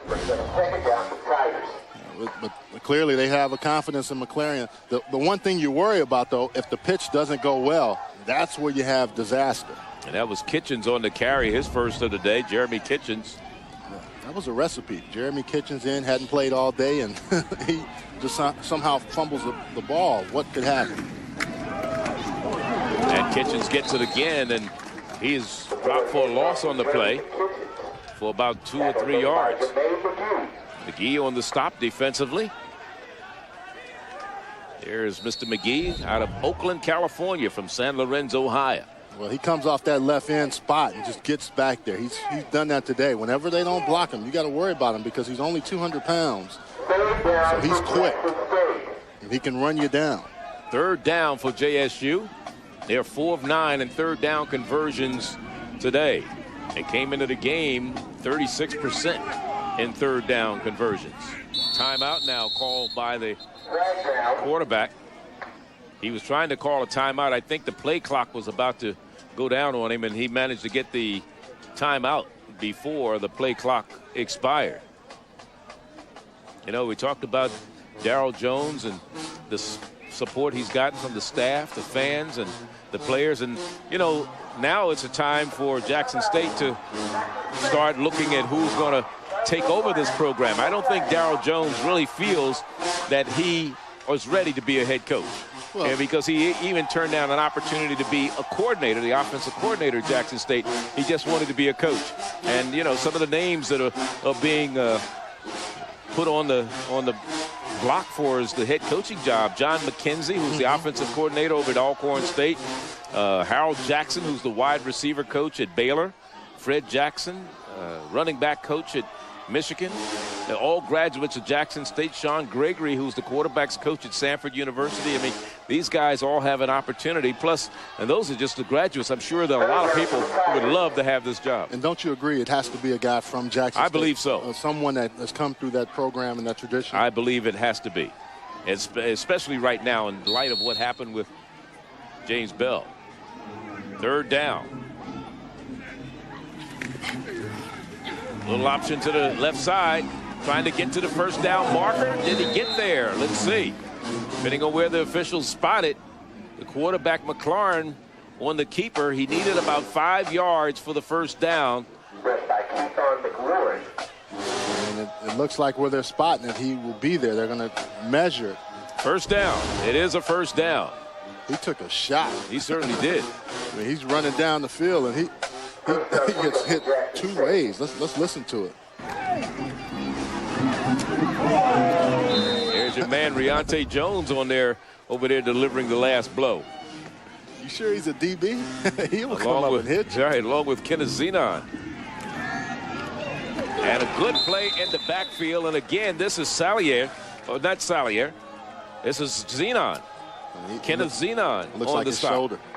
Has a shoulder injury there. Stinger. Hopefully that's all it is. You can tell when linebackers are coming to get you because look how he explodes on this. But he also hurts himself in the process. He's going to bring his hips. You know, that's why they want linebackers. Look, at the moment of impact, they know how to coil and just strike you. I like to call them, they make Fs. Well, they're snakes, but they make Fs. They fill and they flow and then they fill. When they fill, they come up. So, Mr. Zenon, freshman out of Ozen High in Beaumont, Texas, one of the toughest districts in the state. Well, formerly, you know Beaumont about Hebert. Yeah. You know, my grandparents from that day. I was born there. Then it became Westbrook, and now Ozen. It used to be Old Hebert. Don't forget, Tuesday night, two teams in the middle of a tight MAC race face off. It's the Ohio Bobcats taking on the Zips from Akron. College football primetime coming your way this Tuesday, 7:30 Eastern, right here. For more information, log on to ESPN.com. Grandmother's house right around the corner from the Old Hebert, which is now Ozen. It is a tough district, too. Think about the Old Hebert teams, and Jerry Ball, great SMU fame, came out of there. I mean, the Golden Triangle. You can go way back to Bubba and Toady Smith. Beaumont, Port Arthur, and Orange.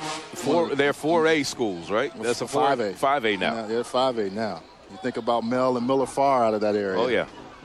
And there's a bunch of talent right out of that Golden Triangle area. Not a whole lot more to do, but they play some great football.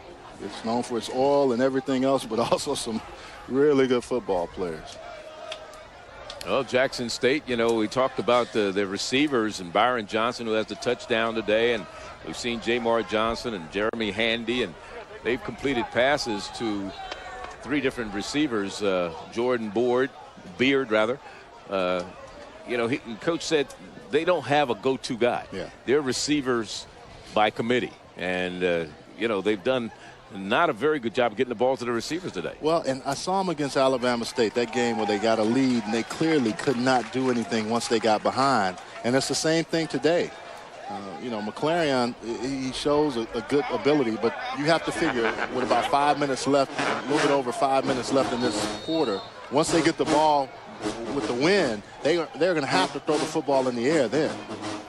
Coach Jones saying if there was a weakness in this team is their defense, because they've been giving up about 242 yards a game, but rushing they've been averaging about 158. Let's see what's happening here. They're not going to get many rushing yards this time, as Kennebrew is stacked up once again. And this brings up a third down.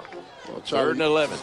You clearly can see what physical practices will do for games. I mean, these guys in Prairie View are flying around the football. And I think that's been the thing for so long. They were considered just the easy team to push around. Look at 1, 2, 3, 4 guys. If Ward doesn't get him, he's going to get hit by somebody else. Going to the air. Incomplete. Byron Johnson. He said he had it, but the umpire turned around and said that the ball was on the ground. Byron Johnson still arguing his point. Yeah, Michael Lyles had a look at it, and let's see on the replay. You'll see what Lyles was looking at. Hard to tell. He had his arms up under it.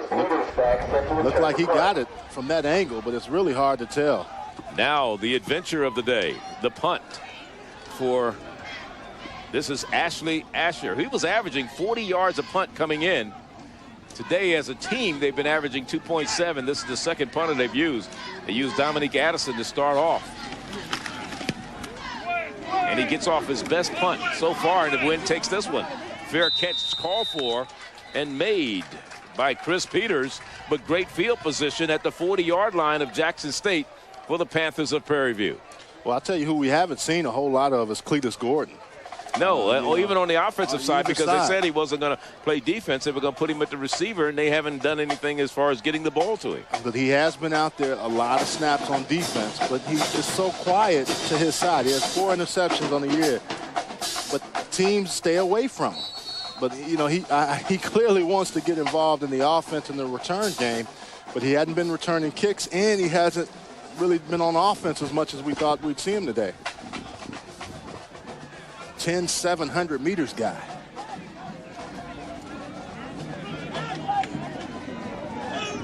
First and 10, Prairie View. Hill going to the air. Now he's going to take off and run. And runs out of bounds in front of the Jackson State bench. A gain of about 3. 2nd down and 7. Michael Hill did a good job of freezing Darius Woods to kind of avoid a direct hit. Michael Hill doesn't get a lot of credit for this resurgence at Prairie View, but I think you'd have to look at him and has managed games very well. Rushes the ball well when they need him to, but, you know, coming into today's game, 6 touchdowns on the year, only 2 interceptions. Not gaudy numbers, but what he does provide is some of that senior leadership, that calmness. Even in talking to him yesterday, kind of smooth. Yes. They're looking for the screen this time, but it's not there. Now he's going to take off and use his legs. Gets a peeled back block, and he's still on his feet and gets all the way down to the 32-yard line. That was a great block. What a peeled back block by Kamiko Andrews. Kamiko Andrews has struggled this year, and that's on a defensive lineman that he does that. Brandon James is 280 pounds. Kamiko Andrews is 220. And we talk about being physical, and that's one of those plays right there. What a peeled back block by Andrews. You're watching number 4 come back and block for his quarterback. And he struggled this year with injuries and everything else, but wow. I mean, that's those hits you just love as an offensive player. So often the defenders get to hit you, but when they're exposed, you want to take that shot. That's what I call a slobber knocker. You don't see it coming. No. 3rd down and 3. The ball all the way down to the 33-yard line. Well, it looks like they're going to call a flag. That'll be a 5-yard penalty. That will result in a first down. That is not fair to Brandon James. He never got a chance to get off the field. He had just been crushed, and they substituted for him. He didn't know. He stayed in the huddle, and they had 12 men on the field, and that's why the flag comes out. There you look at Kamiko Andrews. His father is Walter Highsmith, and, of course, his brother played professional football, Alonzo Highsmith. Man, that's just, I mean, good. He just gets in there. He struggled with his hamstring. I mean, he just had some injuries, but he told Coach Frazier, I'm going to be your best blocker, whether I'm a receiver or a lineman. I'm going to do the things that need to be done as a receiver blocker. 1st down and 10. Wilson finding the tough. They're going very tough right there. A loss of 1 back to the 29-yard line. I tell you, this Jackson State defense smells every time Kerry Wilson gets the ball. They're not going to let him have a big game like he had last week. You know, you talk about Prairie View a year ago. They started their season 2-0, so there was a lot of hope right there. But they're looking for their first back-to-back wins for the 2nd time in 5 seasons. They won a week ago. They're looking to make it 2 straight today. Wilson with time, throws, man open. At the 5, and down to the 1 goes Marvin Howard. That was a nice play by Michael Hill. 31 yards for Marvin Howard. Michael Hill's just so cool in the pocket. You know, it doesn't seem to, nothing seems to rattle him. You know, he just stays in there, knows it. Look, he's looking everything over. Where am I going to go? He looks away from his area, and then he comes back to it. Good use of his eyes early on, because the defenders look at you, that pre-snap read, they're trying to figure out what you're going to do. You got to kind of get him off balance, and if he looks where he's going to go, they'll know. 1st and goal at the 2. The running backs are Mercer and Fontenot. Mercer is the up back. Fontenot.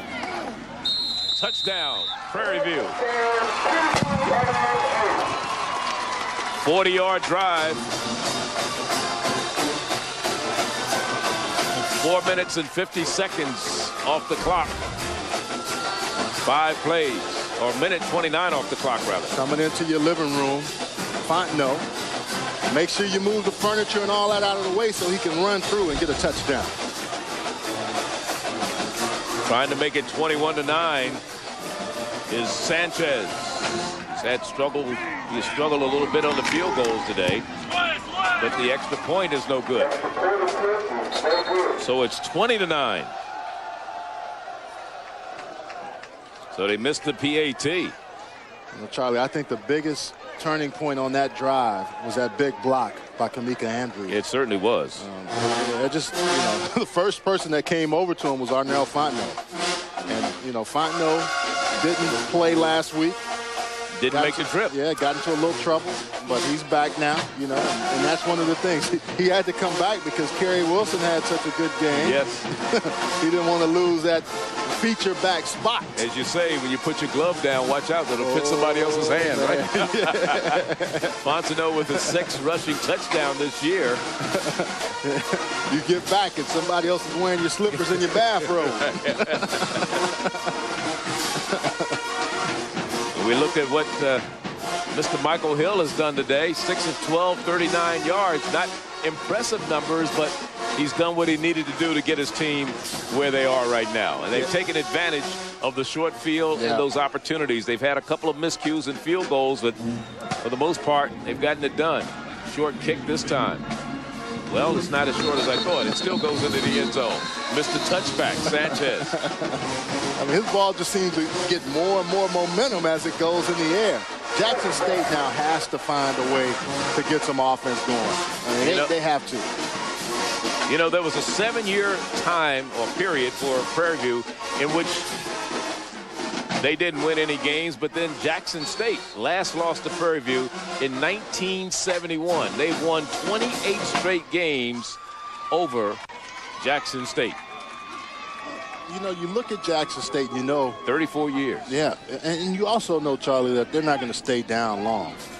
Too much tradition. I mean, you can, the names are endless. Walter Payton, Eddie Payton, Errol Jackson, Lem Barney, Jackie Slater. The list is endless. Pass. And it's complete to Jeremy Handy, the junior from Houston, Texas.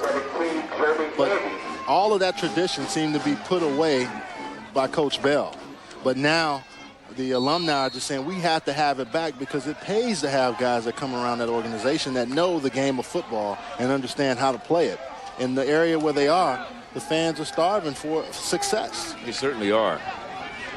In fact, they were one of the leading and have led the 1AA in attendance for many years. Here's a pitch back to Kennebrew. Kennebrew gets the first down and finally brought out of bounds at about the 34-yard line. But a first down is gained after a 6-yard run. Well, you know, you can make the comparisons to PSU, Penn State, and how they went down for a little bit and are back now. Didn't lose the coach in Joe Paterno, but same kind of situation. Had to find a way to get those folks back and get recruits back into the fold. And Daryl Jones, you know, he, like you said, he knows that this is a situation that may only be a temporary position for him. And he was a running back at Jackson State between 85 and 89. I had an opportunity to broadcast some of his games when he was playing. Both of these coaches I had an opportunity. And I told him, don't keep reminding me of that. First down and 10. McLaurin under pressure. He's going to be sacked at the 29. And coming up, big number 91 for Prairie View comes in there, and that's Bobby Washington. They finally found a way to get to McLaurin. McLaurin, they knew with the pressure, good coverage here. You don't see it on this picture, but he has nowhere to go. And then when he decides to try to run, they have identified if we stay one man out, one man in, he has nowhere to go. Then we're able to attack him. Second down and 14. Little slant pass inside to Byron Johnson. Johnson trying to pick his way through the defense, but it was not a lot of room for him to operate. And he gets yardage up to about the 38. Byron Johnson has been the go-to guy. On the year, he's the leading receiver. But I'm really surprised we haven't seen Cletus Gordon. Explosive athlete, 9 receptions on the year, 91 yards, 1 touchdown. Last year, he had just a phenomenal season. But this year's been down because teams, don't throw his way, and also he hadn't played as much offense. 6th leading receiver in the SWAC, Byron Johnson, with his 6th reception of the day. Third down, 3rd and 6. Here's a quarterback wants to take off and run. Getting to the first down marker at the 45 and keeping the chains moving for Jackson State is the quarterback, Cathone McLaurin. McLaurin got hit in the backfield, but able to bounce that off. He's really starting to look comfortable running the football. Now, you know, as soon as they turn the tide and he's able to go the other way, I'd expect to see some balls going down the field. You see Cletus Gordon there, who we thought we'd see a lot of, and he looks a little bit frustrated on the sideline because he knows with that speed, you get him down the field. Fourth quarter, he'd be in for me. There's no question about it. He's one of the top pros prospects on this team. Fumbled by the quarterback. It was a high snap. Let's see who came up with it. Prairie View will get the ball. Second turnover of the day. Coming up with it is Derek Williams, number 93. Another one of those freshmen, redshirt freshmen out of Brandywine, Maryland. You're going to start seeing a lot of Maryland influence here because Henry Frazier out of the Bowie State area and understands. But right there, he never gets the ball. Never able to get the snap.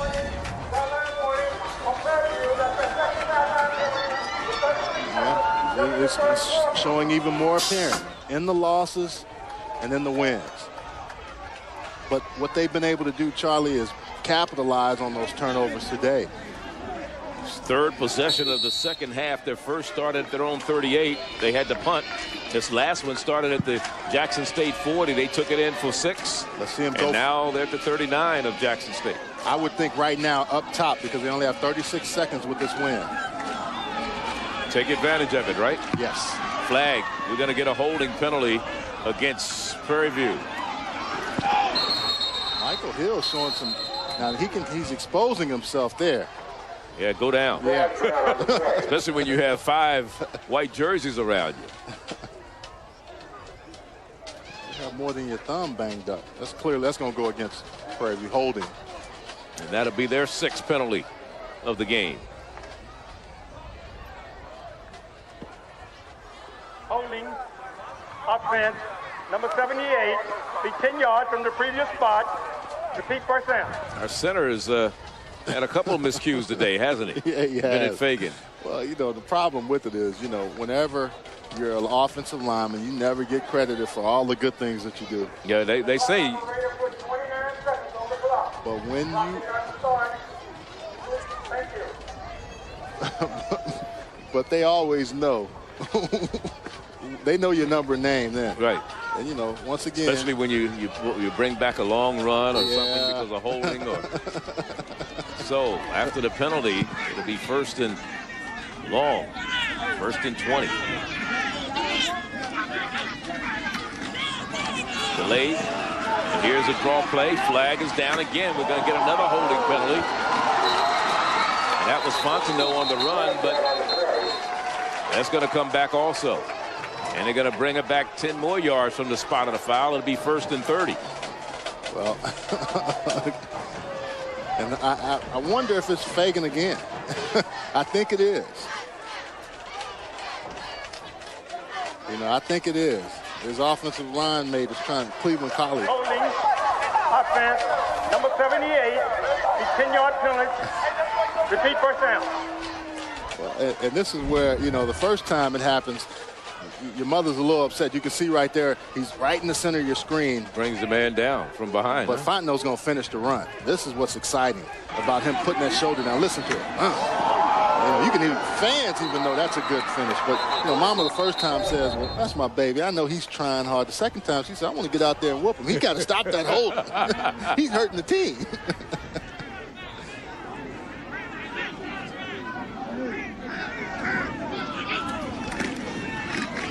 Fontenot again.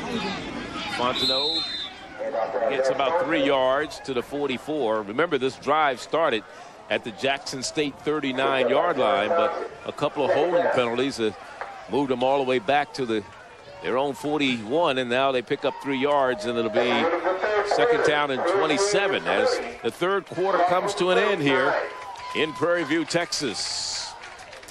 Our score, 20-9. Prairie View has taken advantage of Jackson State's miscues. The win will be at Jackson State's back in the fourth quarter. Let's see if they can take advantage.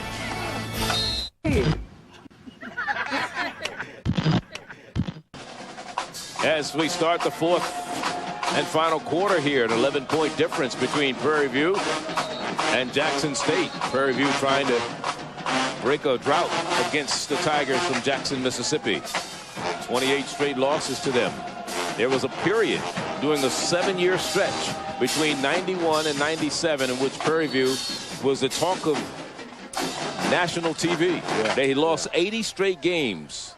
They didn't have a team in 1990. They snapped that string in 1998 in the 4th game with a win over Langston. But it's not been doom and gloom lately. They've shown a lot of promise. 2nd down now facing him. 2nd and a lot of yardage. Here's the quarterback, Mike Hill, getting across midfield on this 2nd down run and gets it to the 45. And let's look at the streak buster.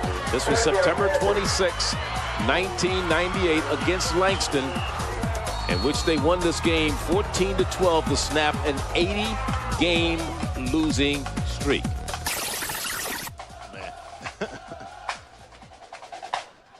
But I think this team still suffers from that 80-game stigma. Even though they've gotten past it, it still hasn't been the same as it was in the 60s and early 70s with Prairie View. Greg Johnson was the coach of that team. Getting the water bath there. Trying to get to the 1st down and sliding down very smartly. It'll be about 10 yards shy to bring up 4th down for Prairie View.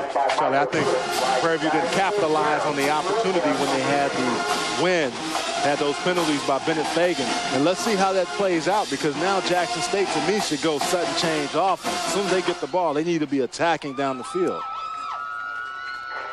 So now the punt and the win that has been a nemesis for Jackson State. Let's see how Eric Hernandez handles it. He's been punting pretty well so far today, averaging 41 yards per punt. Let's see how he does punting into the win.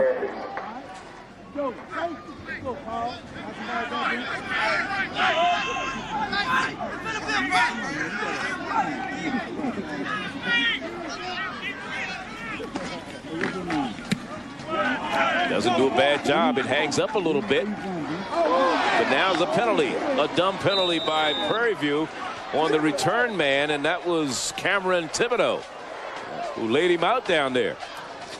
You got to allow the guy a chance to catch the ball. Yep. Or they would have had the ball at the 4-yard line. I mean, you have to give him an opportunity to make the fair catch. And Byron Johnson a little slow getting up, and we're going to tag on 15 yards. That was not a good play at all. By Thibodeau. No, and Frazier just pulls him over. Coach Frazier just gets him right away. And he will not let him go by. No, I mean, he's giving him what you call down the country. He's undressing him out there. He is undressing him out there. He is upset. Coach Frazier just went to his position coach and said, look, you sit him down. Don't even let him go down on anything else. Young man.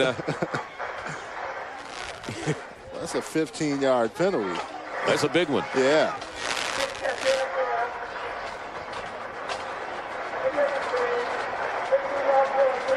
Thibodeau needs to find a hole and go hide somewhere, I'll tell you. He's a junior from Hockley, Texas. We talk about coaching opportunities. Here's a timeout on the field. We're in the 4th quarter, 13:08. Jackson State with the ball, 1st down and 10 when we come back. So call 1-800-259-6945 now. Here in the 4th quarter with 13:08 to go, Charlie Neal, Charles Arbuckle, 20-9 our score. Jackson with the ball. In the 2nd half, they have not gotten across midfield. And let's see if with the wind at their back, they can take advantage of it.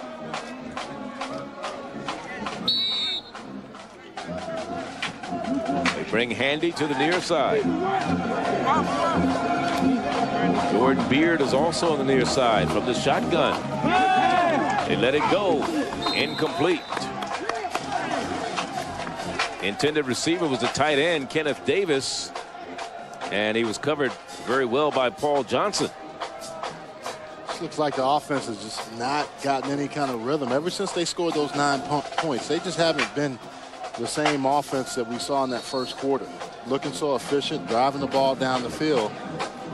I know they want to throw the football, but I still question why isn't Cletus Gordon in the game?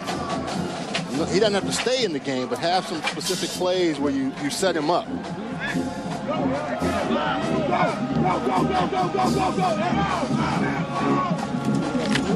Little quick screen out to the near side. And still running, making some good moves and picking up the first down for the Tigers of Jackson State is Beard, Jordan Beard. They'd like to get the ball in his hands and just get him on air right away. Get it to him, and then he's able to run. Nice catch. One hand reaches out because he makes moves, and you just can't find him. Walk-in closet kind of guy. You put him in a closet with about 11 guys, he's going to get out untouched with a new set of clothes on.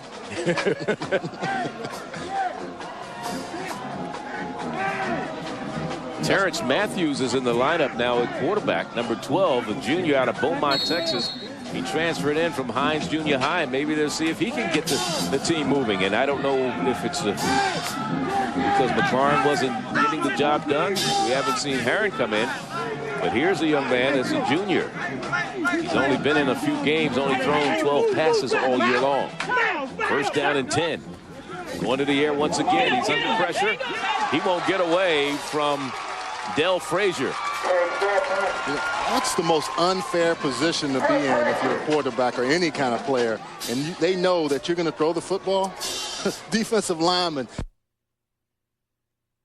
come after you. And look, they just overpower. And they know right away, I'm going to get the quarterback because I know he's going to throw the football. They're behind, and I get a chance to stack stuff. Reggie Green just couldn't handle Del Frazier, who came in there with reckless abandon and dropped him for a 5-yard loss. Frazier, a junior out of Los Angeles, California. It is second down and 15. Flag. Delay of game.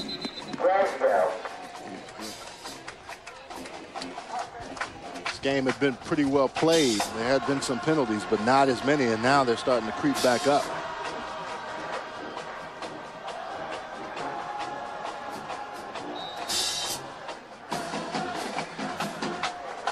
You know, they had all kinds of issues. This Jackson State team, in addition to the coaching changes before the school started or the season started, they had an issue with ineligible players. They had to pay the school, the SWAC, Southwestern Athletic Conference, $7,000 for using ineligible players in the first 2 games. As Matthews throws and it's complete at the 45. There they're going to call it incomplete. Kennebrew was the man who thought he'd come up with it. The field judge said no, it hit the ground. That was Greg Marshall making the call. Well, and they like to bring Kennebrew out of the backfield on a linebacker or a safety for that matter, and he just runs down the field. Yeah, it hit the ball. It hit the ground. Skipped up. Yep. Shortstop, it would have been a great play. Third down and 20. I think we know why Terrence Matthews is in there, because of his arm. He showed you some arm strength there. But he's got the wind at his back also. Third and 20. Almost intercepted. It was in the receiver's hands, and I think he was trying to run before he caught the ball. And again, that was Beard. He had it, let it go, and it was almost intercepted by Prairie View.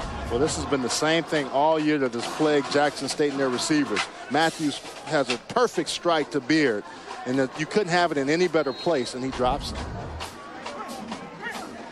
So now with the wind at his back, Ashley will punt it from the 22-yard line.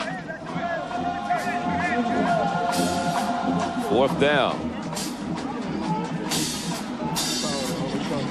Chris Peters deep. He gets off a good one. All he needed was some wind. Here's Peters. And Peters is back to the 40, to a 43-yard line. So Prairie View with the ball and the lead. 20-9, 11-18, the time remaining. We're in the fourth quarter here. Prairie View will have the ball first and 10 when we return. 20-9, our score here. We talked about Henry Frazier coming in his second year. They've also added Cynthia Cooper to the staff here at Prairie View as the women's basketball coach, the former WNBA star who played on a couple of championship teams with the Comets of the Houston fame under Van Chancellor. We're talking about Cynthia Cooper, her career accomplishments in the WNBA. Two-time MVP, four-time champion, and four-time WNBA Finals MVP. All-time leading scorer, 21 points a game. Decided to hang it up and decided to pass on some of her skills to the young ladies here at Prairie View. Isn't Don Staley coaching? She's still coaching at Temple. She just signed one of the top high school recruits in the nation for next year. I don't know if she signed her. I know it was the intention, let's put it that way, for the young lady to go to Temple. Title IX has been outstanding for women's sports, giving them opportunities that weren't seen in just a short amount of time also. Fontenot picks up the first down to the 45. You know, and we talk about some of the tradition and some of the people. We talked about Otis Taylor and Kenny Houston that went to Prairie View here. Former quarterback Charlie Brackens was the first black quarterback from an HBCU to play in a regular season NFL game. That was back in 1955 with Green Bay. He's a product of Prairie View. First down and 10. Well, if you're Prairie View, you got to figure the ball is going to be on the ground. You're not going to throw it unless you absolutely have to. And Fontenot is going to get a bunch of carries, and Kerry Wilson might be involved in that as well. And there's some of that famous alumni we talked about. Kenny Houston, who's in the Pro Football Hall of Fame, along with Otis Taylor. And a lot of people, if you know anything about singing groups, in vogue. A young lady by the name of Terry Ellis is a product of Prairie View.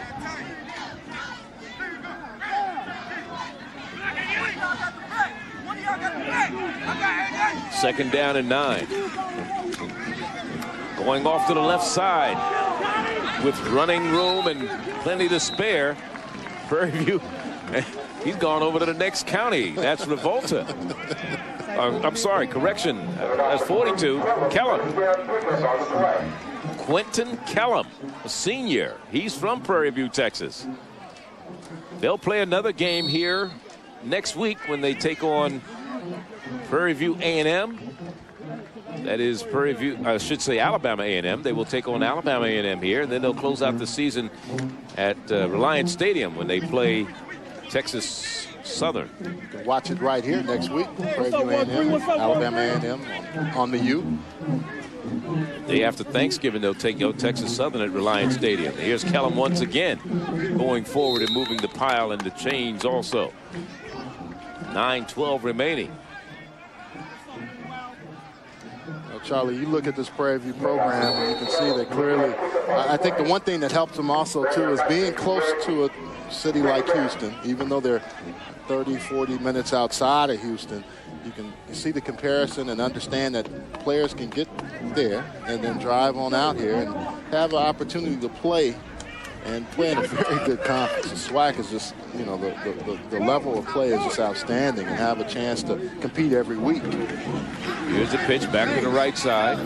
Trying to turn the corner is Fontenot. Fontenot gets inside, still on his feet, has a first down, all the way down to the 10-yard line. I like how Fontenot runs the football. He's patient to a point, but when he sees the opening, he's going to get there. You know, he sets his blockers up. He lets them get on people. They stick and stay, so to say. You know, you stick and stay. Look at that great blocking there by Chris Mercer. Coaches always talk about stick and stay, son. You know, this means get on blocks. Look, stay there. And Chris Mercer pushing them around and getting another block and up people in front. But it also is set up by the running back. He has to kind of give you a little bit of help when you're blocking people. And then when he decides to go, that's when you capitalize and you get pancakes or you get knockdown blocks, or you just move people out of the way. Yeah, well, Mercer has been all over the place in terms of positions. He's a defensive player, played defensive end, and he's also played tight end, and he's a graduate student. He's in grad school. He got his degree in criminal justice, and he's back here blocking for Fontenot right now, who breaks a tackle and is inside the 5. That's a good example of what you say. You watch Chris Mercer to dictate where Fontenot's going to go. 44, Maurice Hardnett was there, but it was just a good position block. Didn't have to hit him hard, but Fontenot knew that. Well, I mean, they know each other. Watch, he's going to follow. Watch 28 following 14. Okay, just enough. And look, he gets the hole and resets his feet, and he's there. That's just a good block, good run by Fontenot. Good work together by two guys in that backfield. In film study tomorrow, they're going to be happy with that play. Second down and about 2 for a first down. Without scoring, they can get a first down. Fontenot again, and he's in with ease. Touchdown. Prairie View. Let's give Chris Mercer a lot of credit on that drive, because wherever he went, Fontenot was going to go. The defense knows it, but he still scores just because you can't stop it. Even though you know what's going to happen, if you don't come up and fill that hole, you don't make the 2 F's I talk about, flow and fill. That gives Fontenot with another F a touchdown. Watch this block. Just inside 14, looking somebody up. Boom. He doesn't have anybody to hit, so he goes find someone else. And then you see George Hester with a nice block, Cleveland Collie, and our man Bennett Fagan gets some pub too. Good blocking. Sanchez for the point after to make it 27-9. This one is good. 8 plays, 56 yards, 4:07 off the clock, and Fontenot with his second touchdown of the afternoon, 7th for the season. Give credit to his fullback, Chris Mercer, this grad student from San Antonio. Services however you want to create a flexible plan that fits your needs. Makes cable seem like, well, history. 7:16, the time remaining in the contests, and Prairie View has opened up a 27-9 lead over the Tigers from Jackson, Mississippi.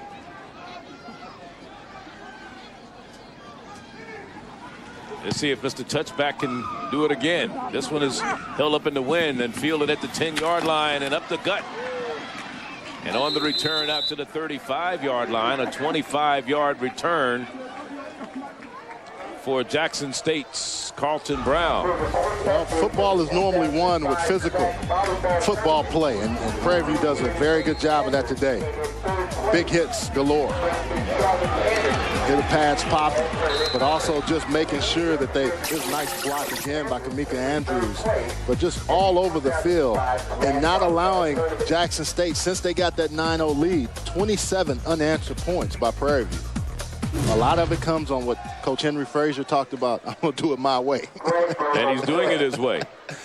Frank Sinatra made the song famous, but Henry Frazier doing it down here at Prairie View A&M. The 3 wins by Prairie View coming into today's game were kind of lopsided. They won by 27 over Paul Quinn. They beat Lincoln by 32, and they beat Arkansas Pine Bluff by 27. And right now, they have an 18-point lead over Jackson State. Jackson State has to score here. They have to get the ball down the field with the wind to their back. You would think they would be attacking, and they tried, but Prairie View put so much pressure on them the last drive. Jackson, number 20. Back up, coach. We got offsetting penalties here. Yes. So the ball is at the 34-yard line of Jackson State, and they're Prairie View A&M Panthers looking to break a 28-game losing streak to Jackson State. The last time they beat them was back in 1971. In fact, some of these players weren't even thought about when that happened. Some of these coaches weren't thought about. I was only 3 years old. That's what Henry Frazier and I were both talking. We were 3 years old when that occurred. That's a long time ago.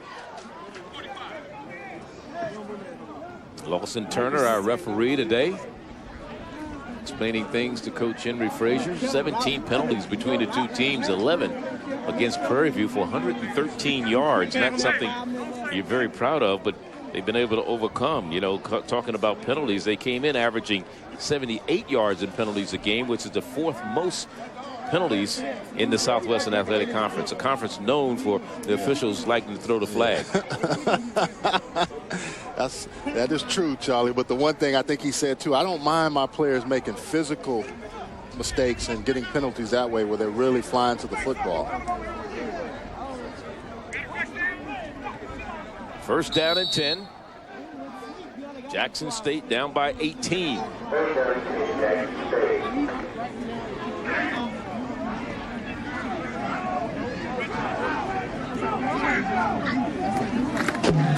Staying with Matthews at quarterback.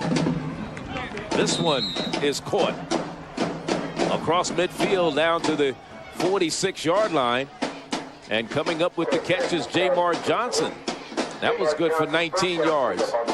And that's a situation where you can see why Terrence Matthews is in the game, because of that strong arm. He's thrown some seam routes that a lot of them should have been caught, but that one finally is by Jamar Johnson. His first catch of the day, good for 19 yards, first down.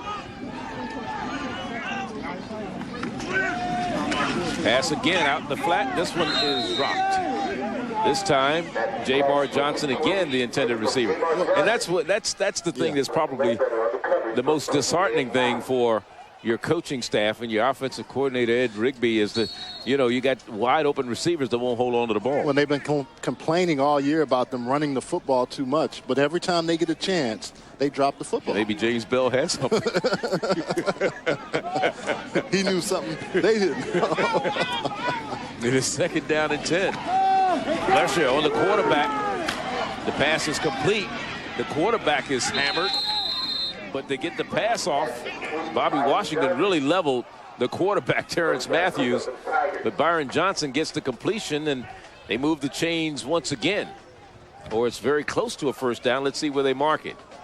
I thought Bobby Washington was going to take Terrence Matthews' head off, and they're going with a full-scale substitution here to get some new defensive linemen in. Marcus King, Maverick Etheridge. This drive started at their own 34-yard line. That is Jackson State, trailing by 18. The clock moving. First down and 10. Going to the air. Behind Handy, who hadn't turned around, trying to complete the timing pattern. Terrence Matthews. And that's great when it works, as you look at coaches on the sideline sending in the plays. He was the head coach at Jim Hill High for 8 years in Jackson, Mississippi. They won a playoff game in 2001, had a very successful high school career there before coming over as an assistant coach 2 years ago under James Bell here at Jackson State. Kennebrew in motion.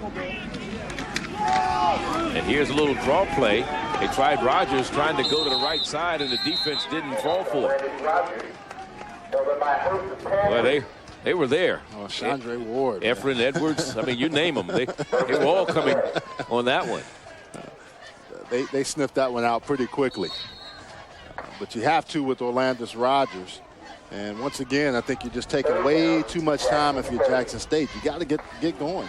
Third and 10. They're 6 of 13 on third down conversions today.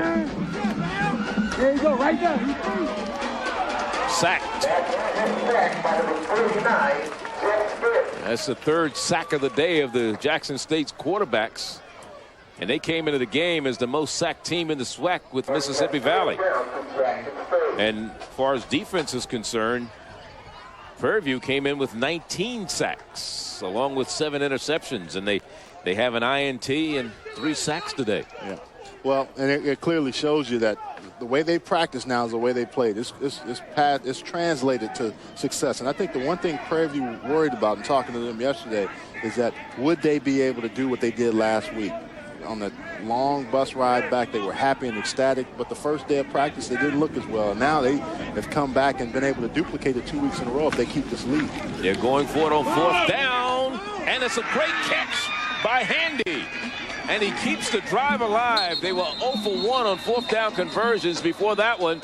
And Handy goes up high, pulls in the pass from Matthews, and it's first down inside the 15-yard line.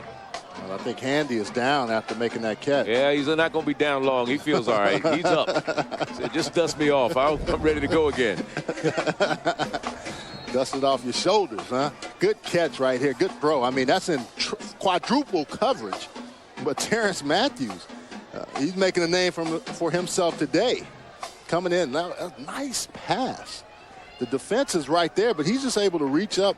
Handy is, and then he just takes a beating from this Panther defense. That's the way you used to catch him, Charles. Oh, the seam routes are the best. Oh, you love them. Here's Matthews again. Under pressure. He's going to be sacked. The whistle hasn't blown, has it? There was no whistle there. Yeah, it was a late whistle. Very late, because the defender thought he was down, but his knee may not have touched down. And the running back or the quarterback may have a point on that situation. Well, Jeff Smith was the one to get to him. And then all of he thought he was down, so he just let him go. And the quarterback, being smart, decided, I'm going to keep going until I hear a whistle. Here's Matthews again on the passing route. Now he's under pressure. Now he lets it go. Close to being intercepted in the end zone. Coming up there, number 45 defensively. That's Sallier. Last week's, I should say, SWAC Defensive Player of the Week. Well, and you know, once again, into coverage and into danger. Last week, Terrence Matthews had a chance to take over in the second half, and you can see there's going to be a quarterback battle between these two guys going into next year. Oh, yeah, that's going to be quite a battle. But I think it's a good battle because all the positions for them should probably be open for whoever comes in as the coach. They close out the season. That is the Tigers of Jackson State against the Braves of Alcorn next week in the annual Capital City Classic down in Jackson, Mississippi. And that should be a pretty good battle also.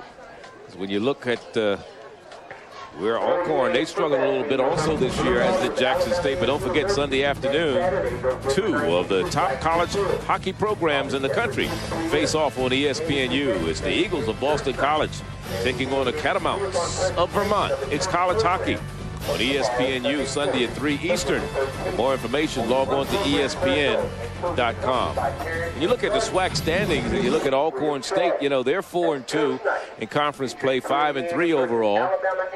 And they're playing Alabama A&M today. So that's going to be very interesting as you look at the SWAC East. Alabama State 6-2. Alabama State is playing Mississippi Valley today, so it's important for them to win in order to win that East. Alabama A&M has already beaten Alabama State, and Alabama A&M has to play Alcorn today. They need a win, and they need some help from Mississippi Valley. And then you see what else is happening there as far as the East is concerned. Grambling has wrapped up the West. They're unbeaten in conference play, 7-1 overall. Third down.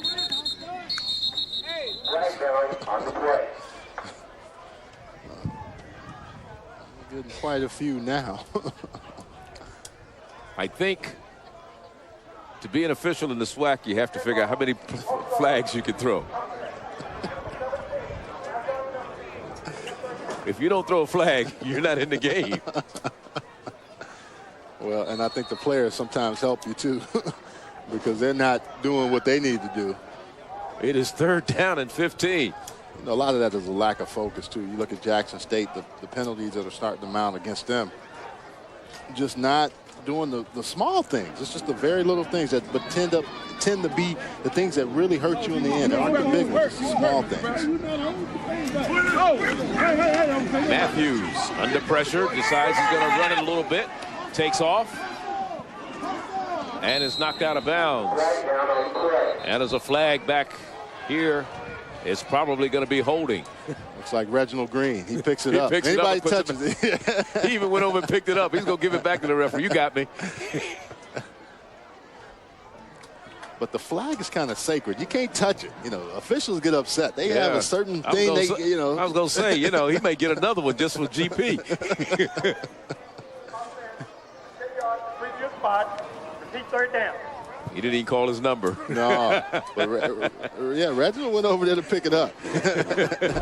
Left of your screen. Watch 74.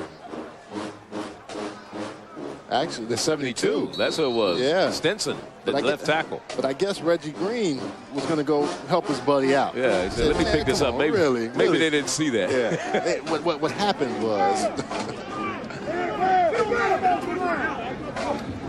3rd and 25 for Matthews. Lets it fly, incomplete. Knocked away from Jamar Johnson. Matthews looks like he played some baseball. Or was that Beard? Beard was the intended receiver, so it's 4th down. Yeah, he lets it go, he winds up like he's actually a pitcher. I mean, he throws that ball Watch how his wind up. He gets back there, whop, gets it out of there. That's a nice hit. Good defense. I believe that was Paul Johnson on the defense. Paul Johnson, Riante Jones, and Hakeem Muhammad. That secondary has done well for the Panthers today. Fourth down. They're 1 of 2 in fourth down conversions. One of them, and the only one, was on this drive. Standing in there, little fade pattern. And it's out of bounds, and it goes incomplete, and they'll turn the ball over on downs. Byron Johnson is leading receiver today with 7 catches, was the intended receiver. So they drove from the 34 all the way down to the 29-yard line of Prairie View, and they turn it over on downs. And Prairie View will try to run out the clock. They lead it 27-9. Looking at the West, Grambling will represent the West in the SWAC championship. It's just a matter of whether it's going to be Alabama A&M or Alabama State. Southern fell on hard times this year, 3-4. Pete Richardson, though, he'll have that program back up and running. No Fortes at Arkansas Pine Bluff. They had their issues this year. And Texas Southern, with Steve Wilson as their coach, is struggling a little bit. Grambling's going to be tough to beat. They're going to throw a flag on this play. Hit down the field by Revolta. Rafael Revolta. And of course, the Southwestern Athletic Conference does not send a team to the 1AA playoffs. There are 8 conferences that get automatic bids. They're not one of them because Grambling plays Southern in the Bayou Classic. That game will be played at Houston this year on November 26th, which is a Saturday. The day after Prairie View and Texas Southern do battle at Reliant Stadium. So, as I said, they don't send a team to the 1AA playoffs. 8 teams go. Dead ball. Personal foul on the defense, number 1. And that player is ejected from the ball game. That's Carlton Brown. Wow. He's going to give him his final thoughts before he leaves the field. Yeah. Well, he's the second guy that gets caught. Usually the one that gets caught second is the one that... In the meantime, let's see what he did. This is after the play is over. Yeah. Oh, he comes in and gets Revolta in the back. Yeah. Major frustration, but if you can't do it between the play, make it happen then. It doesn't help you on the side. Doesn't help you after the fact. And that's probably frustration.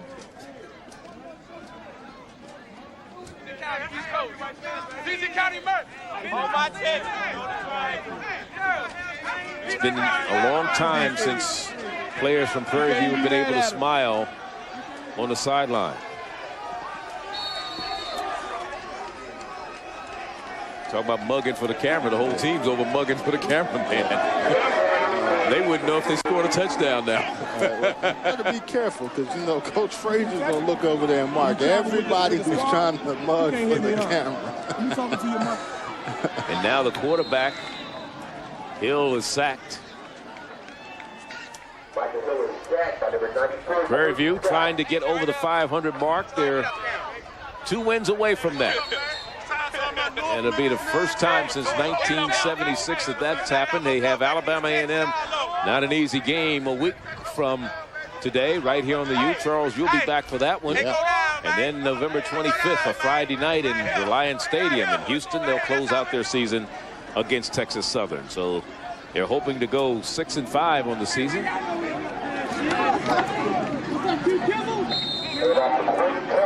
And they're letting some other people come into the lineup and play. 1:40 is the time remaining on the game clock. It's ticking down. And this will be a 3rd down play for Prairie View. 3-8 a year ago. 3-5 this year coming into today's game. And they'll walk away 2-5 in conference play. 4-5 overall. And one more win will give them their best start in quite a while. In fact, coming into 1,347 yards they had rushing coming into today's game was the most yards they've rushed since 1987, in which they put up 1,691 yards. And, you know, they don't have extremely great numbers. They didn't at halftime anyway. They right now 166 yards rushing, and passing not great today.